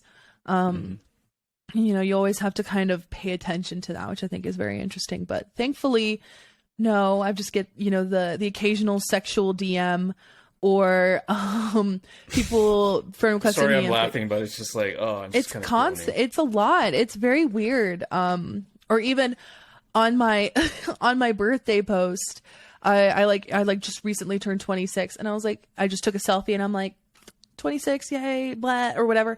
And somebody commented on it, and they were like, they made a sexual comment about my hair color. And I don't want to say the thing that they said, but I was like, where did you, from A to B, my man, like, how did you get there? Like, it's just a birthday post. Or, you know, the random, like, people who will find me on Facebook, and they'll message me and they'll be like, hey, I found you on my recommended friends. I'm a big fan of your content. And I'm like, please don't friend request me here. And this is for friends and family, because I have some content friends on there, but it's mostly just so that my family knows I'm alive. Yeah. Yeah. It is important to have those boundaries, because if you don't maintain them, it'll get wild, right? Yeah. Yeah. Definitely. Yeah, for sure. I also want to ask you just how you feel about where Magic's going, right? I feel like where Magic's going, it's very, I almost hate to use this word by now. It's so loaded, almost like the term content creator, but like casual players. Like, it seems like Magic is more going towards, you know, fun-seeking Magic players as opposed to people who are trying to get on the Pro Tour. There is a Pro Tour again, apparently. So how do you feel about like where Magic is going? And you can kind of answer this in different ways, but like just in terms of like what you're seeing as a creator, and also in terms of like, I guess, the actual products that they're putting out. So I would definitely say like, yes, it has been, from what I've seen from when I first started even playing Magic, and my perception of what like Magic is as like a card game, you know, what Wizards is as a company, what, you know, content is in general, even from when I was consuming it. It's changed drastically into being definitely leaning more towards what I consider, you know, like you say casual, I would say commander players. I would definitely say that things are definitely leaning more towards commander players, which makes sense to me. And that's not just because I'm a commander player and I'm like, yippee, all the stuff. But like, you know, commander players or you know, like the quote unquote casual players, I like to call people, like, I feel like it's weird, but I'm like the average Joe player. Like, you walk into an LGS, you find a random person, you know, like the average person you find in LGS, typically they're probably going to be playing something casual or, you know, commander. And to me, it makes sense to see Magic and Wizards leaning into that more, because that is a great percentage, I would say, of Magic players. You know, it's definitely not the biggest percentage, and it's definitely not all Magic players by any means. But I can see that, and it makes sense to me. In terms of them gearing product towards, you know, commander players with the increase in legends and art treatments and stuff like that, For me, I really do like it, and at the same time, I don't like it. It's very weird because it kind of comes and goes in phases. You know, I love deck building. I love deck building puzzles. I love card design. I love game design. I love seeing it all happen. So for me, it's very interesting to kind of see how they're making products for Commander players in a way that isn't broken or, overpowered or anything like that. But at the same time, I also want people in the non-Commander format, I should say, to, be given the same attention. And buddy, sorry, my cat is screaming. No problem. Oh my God, buddy. But I do want people in the, who aren't interested in Commander to also kind of get that same attention, because, I was never into competitive play. I was never into like the Pro Tour, or, even to this day, I'm still quite a little bit confused the difference between a GP and a Pro Tour. That's okay, everybody is. It's so confusing, but it made me kind of sad that, it kind of took a little bit of a back burner. Because, Magic is, for everybody. It's a complex card game that you can play any way you want. It doesn't have to be just casual. It can be competitive. It can be CEDH. It can be whatever. And so for it to be kind of leaning more towards one group than the other, it, was kind of disheartening, to kind of see that happen. So for me to kind of see a revitalized, interest and, I guess, representation towards competitive gameplay, it makes me very happy, because, it's definitely not for me. I'm never going to participate in it, but I'm glad that it's coming back, because there are tons of people who I know who, love it, thrive on those formats, those gameplay. So in terms of what things are, definitely leaning more towards, Commander and towards casual play. But I think we're finally seeing a shift back towards, a happy medium, which I'm really happy about. There's definitely a lot of products, which is a lot. And I love it. I do. But there's also so much that I feel like we're losing things, or we're forgetting about things, or things are kind of getting swept up into one another. And honestly, my brain is kind of fried at how many sets have come out this year. I mean, Kamigawa came out this year. Hard to wrap my mind around. Hard to believe. That. Yeah. Like, that felt like aeons ago. Yes, it did. Kamigawa came out when Joey and I were in LA. And I remember being like, oh, this is so cool. And then I'm like, it's gone. It's time for new Capetta. Oh my God. Like phasing, it's gone. Yeah. Yeah, it's crazy how fast things have come out. And I mean, like, I love it, but also we've lost track of a lot of the new stuff. So yeah. What's the biggest thing that you feel Wizards could do differently when it comes to Commander or casual? Is it the frequency of the releases, as you touched on, or is it something else? I feel like it's like a lot of things, which I know is like the cheap answer. Like, I think we're seeing Wizards understand, how to better do things for Commander players in terms of like a reprints. We're seeing a lot of reprints now, dropping the cost of cards, Concordant Crossroads, Phyrexian Altar, Dockside Extortionists. We have reprints of Teferi's Protection. These are all cards that Commander players have been pining for reprints, because the cost is just crazy. So we're seeing them kind of, take these into account. And I feel like we have to remember that, change takes time. Especially like when we're thinking about a company, because, like, I want instant change, but, like, the company has to, take time to implement it, which, can be very, like, it's a machine. It is. Yeah. And I feel really bad because, like, I don't want to be like, they're learning, it's fine. But like, things do take time. And I think that they're finally showing that to us in terms of like reprints or, mechanically unique cards in terms of like secret layers and, even like the balancing of sets and even like the balancing of colors, Wizards really taking into account what the community has said about white and how they've been, producing very good white cards lately, which is amazing. We're seeing a lot of what we've been asking for happen, which is really nice, and I really do appreciate that a lot. We're seeing less, sorry, my brain fried. I think I had a brain fried moment. But I definitely do think that Wizards is getting better at listening to the community and taking feedback from the community and improving upon it. Yeah. What's your favorite Commander related product that came out this year? My favorite Commander related product is probably that's a good question. We just said it's hard to even remember because there's been like a gazillion of them, right? Yeah, I'm trying to think about like myself at the beginning of the year. And it's wild. I would probably say, I think my favorite I would say probably would be the precon. I think my favorite precon from this year would be, oh my God, I think it would probably be the Dahada precon, and it's so new. It's so new. I feel like that's a cop out, but like I have never had a smoother gameplay experience with the precon straight out of the box than I had with that. You can tell that the precon designers are really making smooth and powerful decks that are very intuitive out of the box. But you know, they don't sacrifice that for power. So you have a good balance of, you know, playability and power for someone new, which I really like. And that Dahada precon, I played it on stream straight out of the box. Oh, you did? I did. And I think I won. I genuinely think I won. It was so good. Like the way that they've been designing precons lately. I think normally I would say precons wouldn't really be my thing. I typically in the past bought precons just to kind of rip them apart.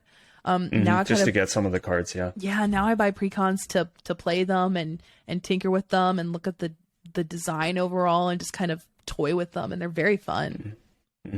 So they're turning into the new dual decks, because I remember back in the day, like I would just keep them to like play with people who are kind of more casual minded. Yeah, and it sounds like you can kind of do that now as well. I miss the dual decks, though. I will say there's a lot of Magic products from the past that I really miss, like the dual decks, from the vault stuff. I miss that so much. But like, yeah, like I have my Warhammer precons, and I was originally going to kind of Frankenstein them apart a little bit and take some pieces and put them into other decks. And now I'm gonna actually have them like sleeved and in boxes and like in their own special little box, so that if I ever have friends who come over who are like, let's play Warhammer, I can be like, boom, here, let's all grab a deck and play. Because they're very intuitive, they're very smooth, they're very fun and very flavorful, and that's coming from someone who knows nothing about Warhammer. They're super fun. Me neither, and I've been hearing all good things, including today from you about like the 40k precons. I think I just need to pick them up. Like, I recommend it. I really do. Yeah, they're good. Yeah, they're very good.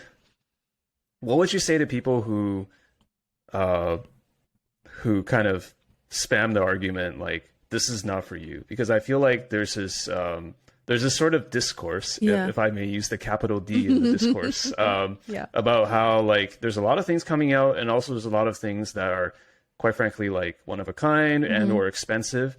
And I often hear that a lot, just in terms of like, well, it's okay, it's not for you. What's your take on that? And I'm sorry, this is a heavily loaded question, but I just want to know.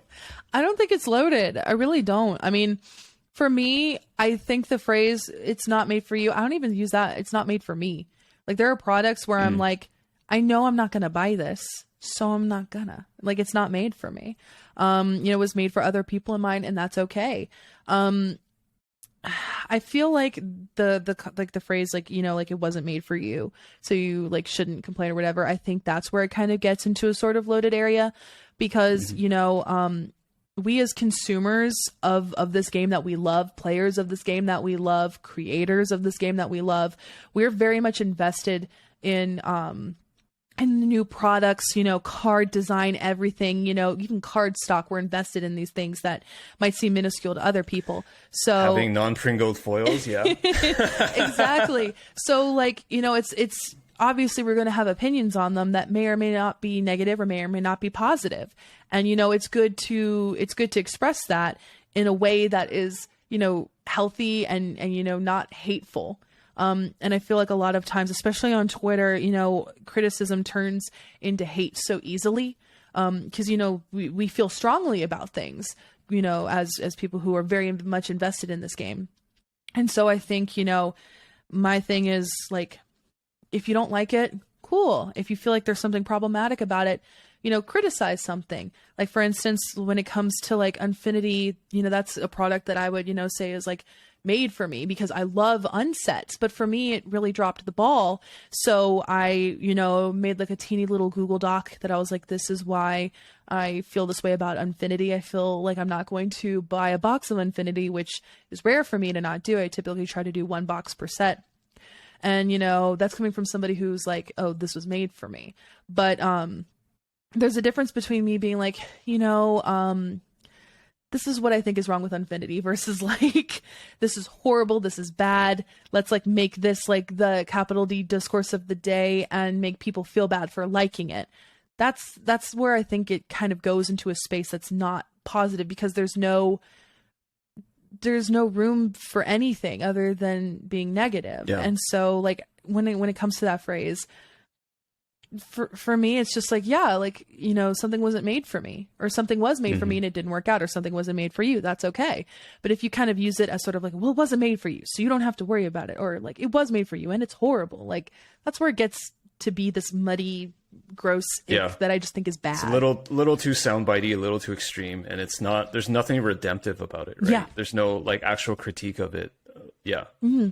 By the way, I really liked your article, your Google Doc. I read that. I also listened to a bit of the podcast you did about Unfinity. Thank you. So, yeah, I felt like there were really good arguments and a lot of like good constructive criticisms.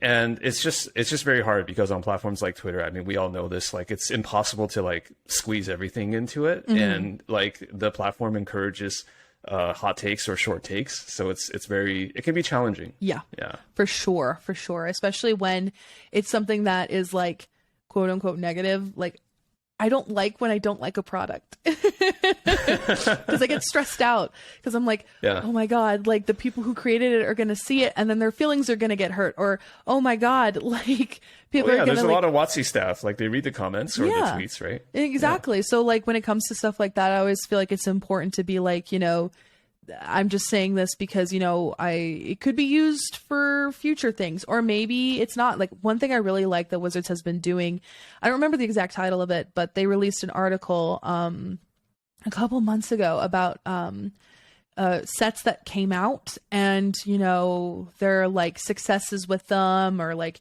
their issues with them. Do you remember that article? Like, is it Rosewater's like retrospectives? Yes. Kind of like what worked, what didn't? I like that a lot because to me, it shows that Wizards is paying attention to community perception, which is very important.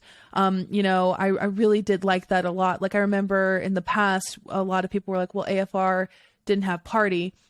It should have had party. I think that's what it was. And we got to see more of the party mechanic come recently.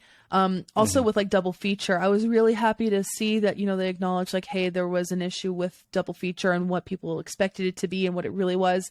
And to me, I like that because it shows, that Wizards is paying attention to what we're saying, which is very important for not only Wizards, but also for us.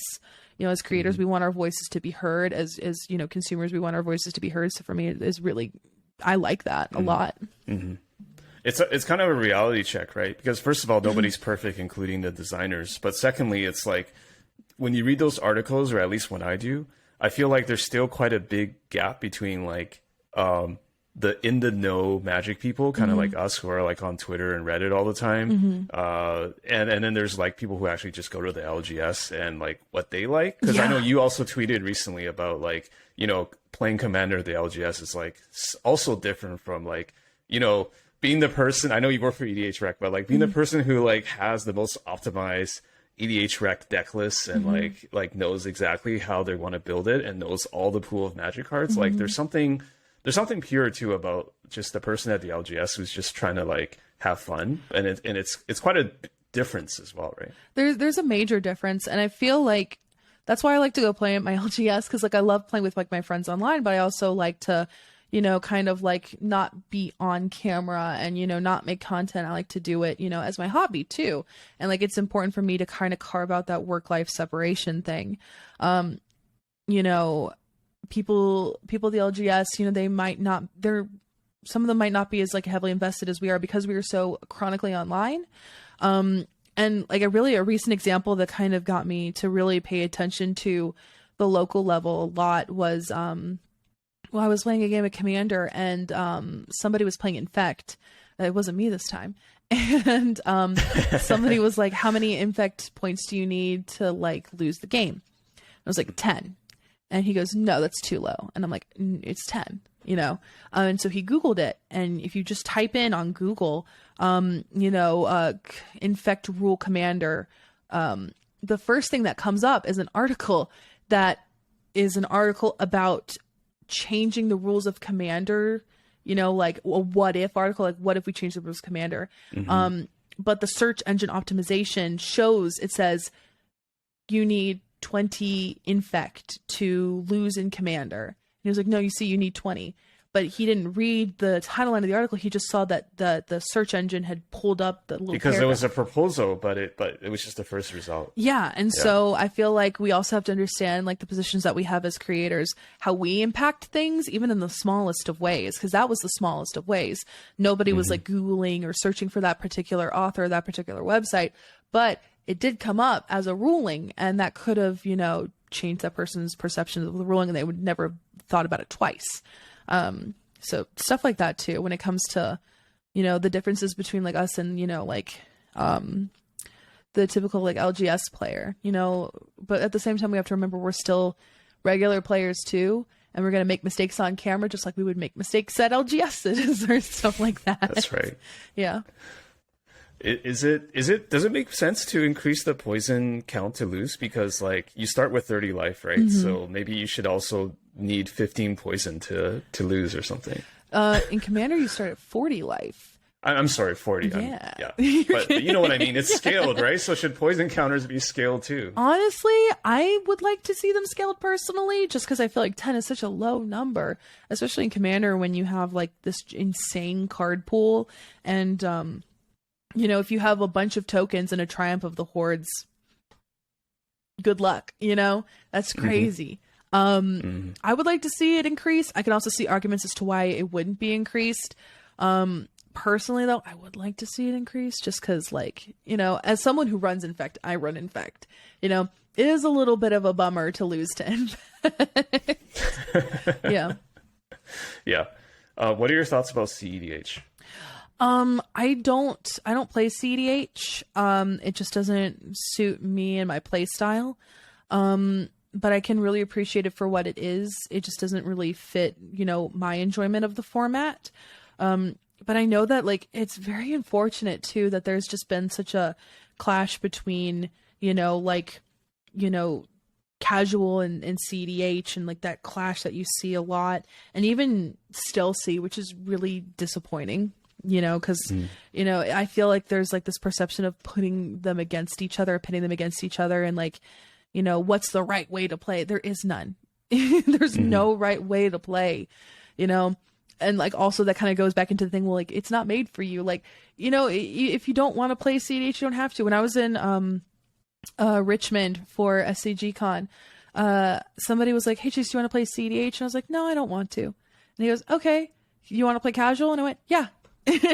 Easy. So easy. It's a lot easier than people think it is.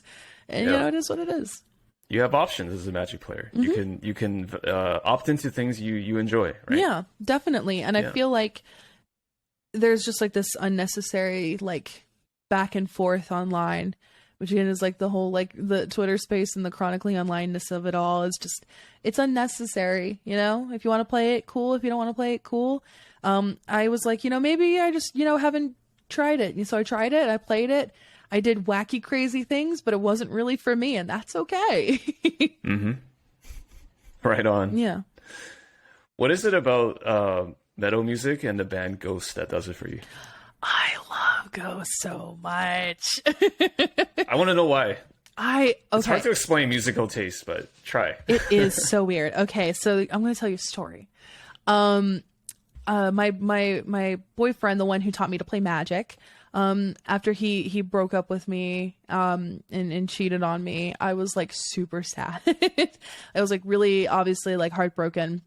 And I remember there was like this artist that I had followed on Twitter at the time, not Twitter, Instagram at the time. I don't remember her name anymore, but she was an artist and she would like paint like fan art. And she painted the band Ghost, and I was like, they look super cool. So I checked them out. and I was like, wow, their music is like weird rock metal, but like not heavy metal, but like, and I was like, this is better than like sappy breakup songs. And I was like, I'm just gonna like listen to this. And they were my breakup band. I listened to them hardcore. Okay, so there was an emotional connection during a time in your life. So like the bond is just like formed forever with the band. And you recently saw them live, right? Yes. Oh my God, it was amazing. It was probably the best concert I've ever been to. It was so cool. They're a really cool band. Their whole concept is they're basically LARPing on stage, which sounds very weird, but they are. But they have costumes. Is that what it is? So they're a masked band. So they all wear masks. So even the lead singer, who looks like he's wearing face paint, is actually not wearing face paint. That is a full like mask that he's wearing. And the concept of the band is that they are like representing like the Church of Satan. So they are like, you know, spreading his word through music, through their band Ghost. And like each concert is like a service or like a ritual that you go to. It's like very meta, but like, it sounds like very like intense, but it's very fun and very funny. The lead singer, he's hilarious. Cause he's literally like role playing on stage as like these characters. And there's different popes and versions of it. It's very intense looking at first glance, but it's actually very like lighthearted and also a very interesting commentary on Christianity, which I really think is interesting. Yeah. Do you have a Christian upbringing or background? My family is religious, but they attempted to raise me in the church. But I think it was just my sheer stubbornness and lack of interest that just kind of stopped that. So they're not like super, super, super religious, but they are, you know, they are Christians. So. Okay. Are you a spiritual person at all? No, I'm not. I just kind of do my own thing. I vibe throughout life, and that's kind of how I view it. That's the way to go. Yeah. That's the way to go. So what is it about you and Hullbreacher? Like what's the story behind that for those people like me that don't know it? So one of my favorite decks that I have is the Locust God. And it's my oldest surviving deck. I've had that deck since college. And the deck, for those of you who don't know, it's a wheel-centric deck. So you run a lot of card draw spells, or, you know, discard your hand, draw 7, shuffle your... Wheel of Fortune signed by Post Malone. Definitely a staple. And, you know, I love that deck. I've had that deck for a long time. Hullbreacher came out, and I was like, oh, this is good in here. So I was like, I snagged myself a copy and I put it in my deck. I didn't think anything of it. And then I, when like the first wave of COVID was dying down and you started to see like people feeling comfortable to like travel and do stuff. My friend, Megan Sheepwave, she hosted like a little mini sort of like magic event at, her old apartment and invited a bunch of friends and like creators and stuff to like go there. So we went, and the first game I sat down and played, I Hullbreacher wheeled. And she took a picture of me and I looked so smug. I won that turn, to be fair, but, I looked so smug. To be fair, picture. that probably always happens when that happens. Probably. Yeah. She took a picture and she tweeted out, she went, "This bitch Manacurves Hullbreacher wheeled in my house," or something like that, in the goodness of my own home.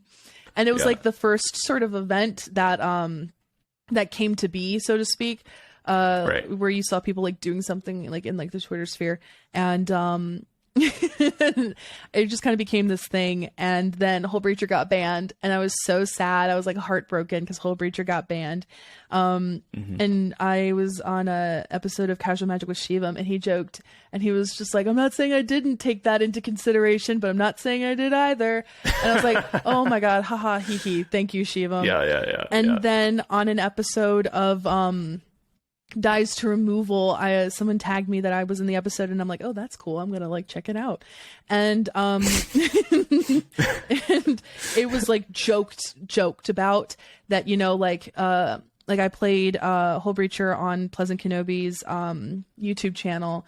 And there was like a miscommunication about like wheels decks, and so he didn't know that I had Hullbreacher in there, and so it was just like a conversation, and so like I locked down the board, and then they're like, oh yeah, and then someone sees that and like, oh yeah, Manacurves got Hullbreacher banned or whatever, and I thought that was hysterical. And then it got brought up on Shivan's podcast, and I made that my like Twitter background because it said Manacurves got Hullbreacher banned. I thought that was hysterical. And when I met Shivam in LA, I went to an LGS, picked up a copy of Hullbreacher, and I handed it to Shivam, and I was like, "Can you sign this for me?" And he signed it in Sharpie, and on there it says his name, and then near Hullbreacher it says, "You banned me." And it's it's my favorite thing ever because I miss my Hullbreacher boy, but like he was so good in that deck, I could not run him. I love how there's like a part of the Magic world that thinks like your agenda was to get Hullbreacher banned and to like just rock Hullbreacher until like just in every game, even though that was totally not what happened. It just kind of happened, right? It makes me sad because like I wasn't trying to like get Hullbreacher to do anything other than just be in my deck, and I guess obviously I didn't get Hullbreacher banned. I would love that claim to fame though, God. But it was like one of my favorite cards. I was heartbroken when it got banned. So I do like to think though that my Hullbreacher wheeling the first game of Magic I played in person mid-pandemic did contribute to it ever so slightly. For sure. That was a moment. For sure. Oh yeah. It symbolized something. Yeah. Yeah. I broke my own heart that day and I didn't even know it. Yeah. So Chase, what's the best place for people to find you on social, or where you would like to be found, your work? Yeah, you can find me everywhere at Manacurves. Twitter is like the place where I'm most active in terms of just like day-to-day things from like content or like jokey tweets or like tweets about my life is at Manacurves. You can find my Twitch content on twitch.tv/Manacurves. And yeah, you can also find my articles. I'm writing for Star City Games currently, and you can find my articles there as well under Chase Carroll. Awesome. Yeah. Chase, thank you so much for your time. It's been a really fantastic conversation. I hope you have a good rest of your nocturnal evening over there. I hope you have a good rest of your day. Thank you.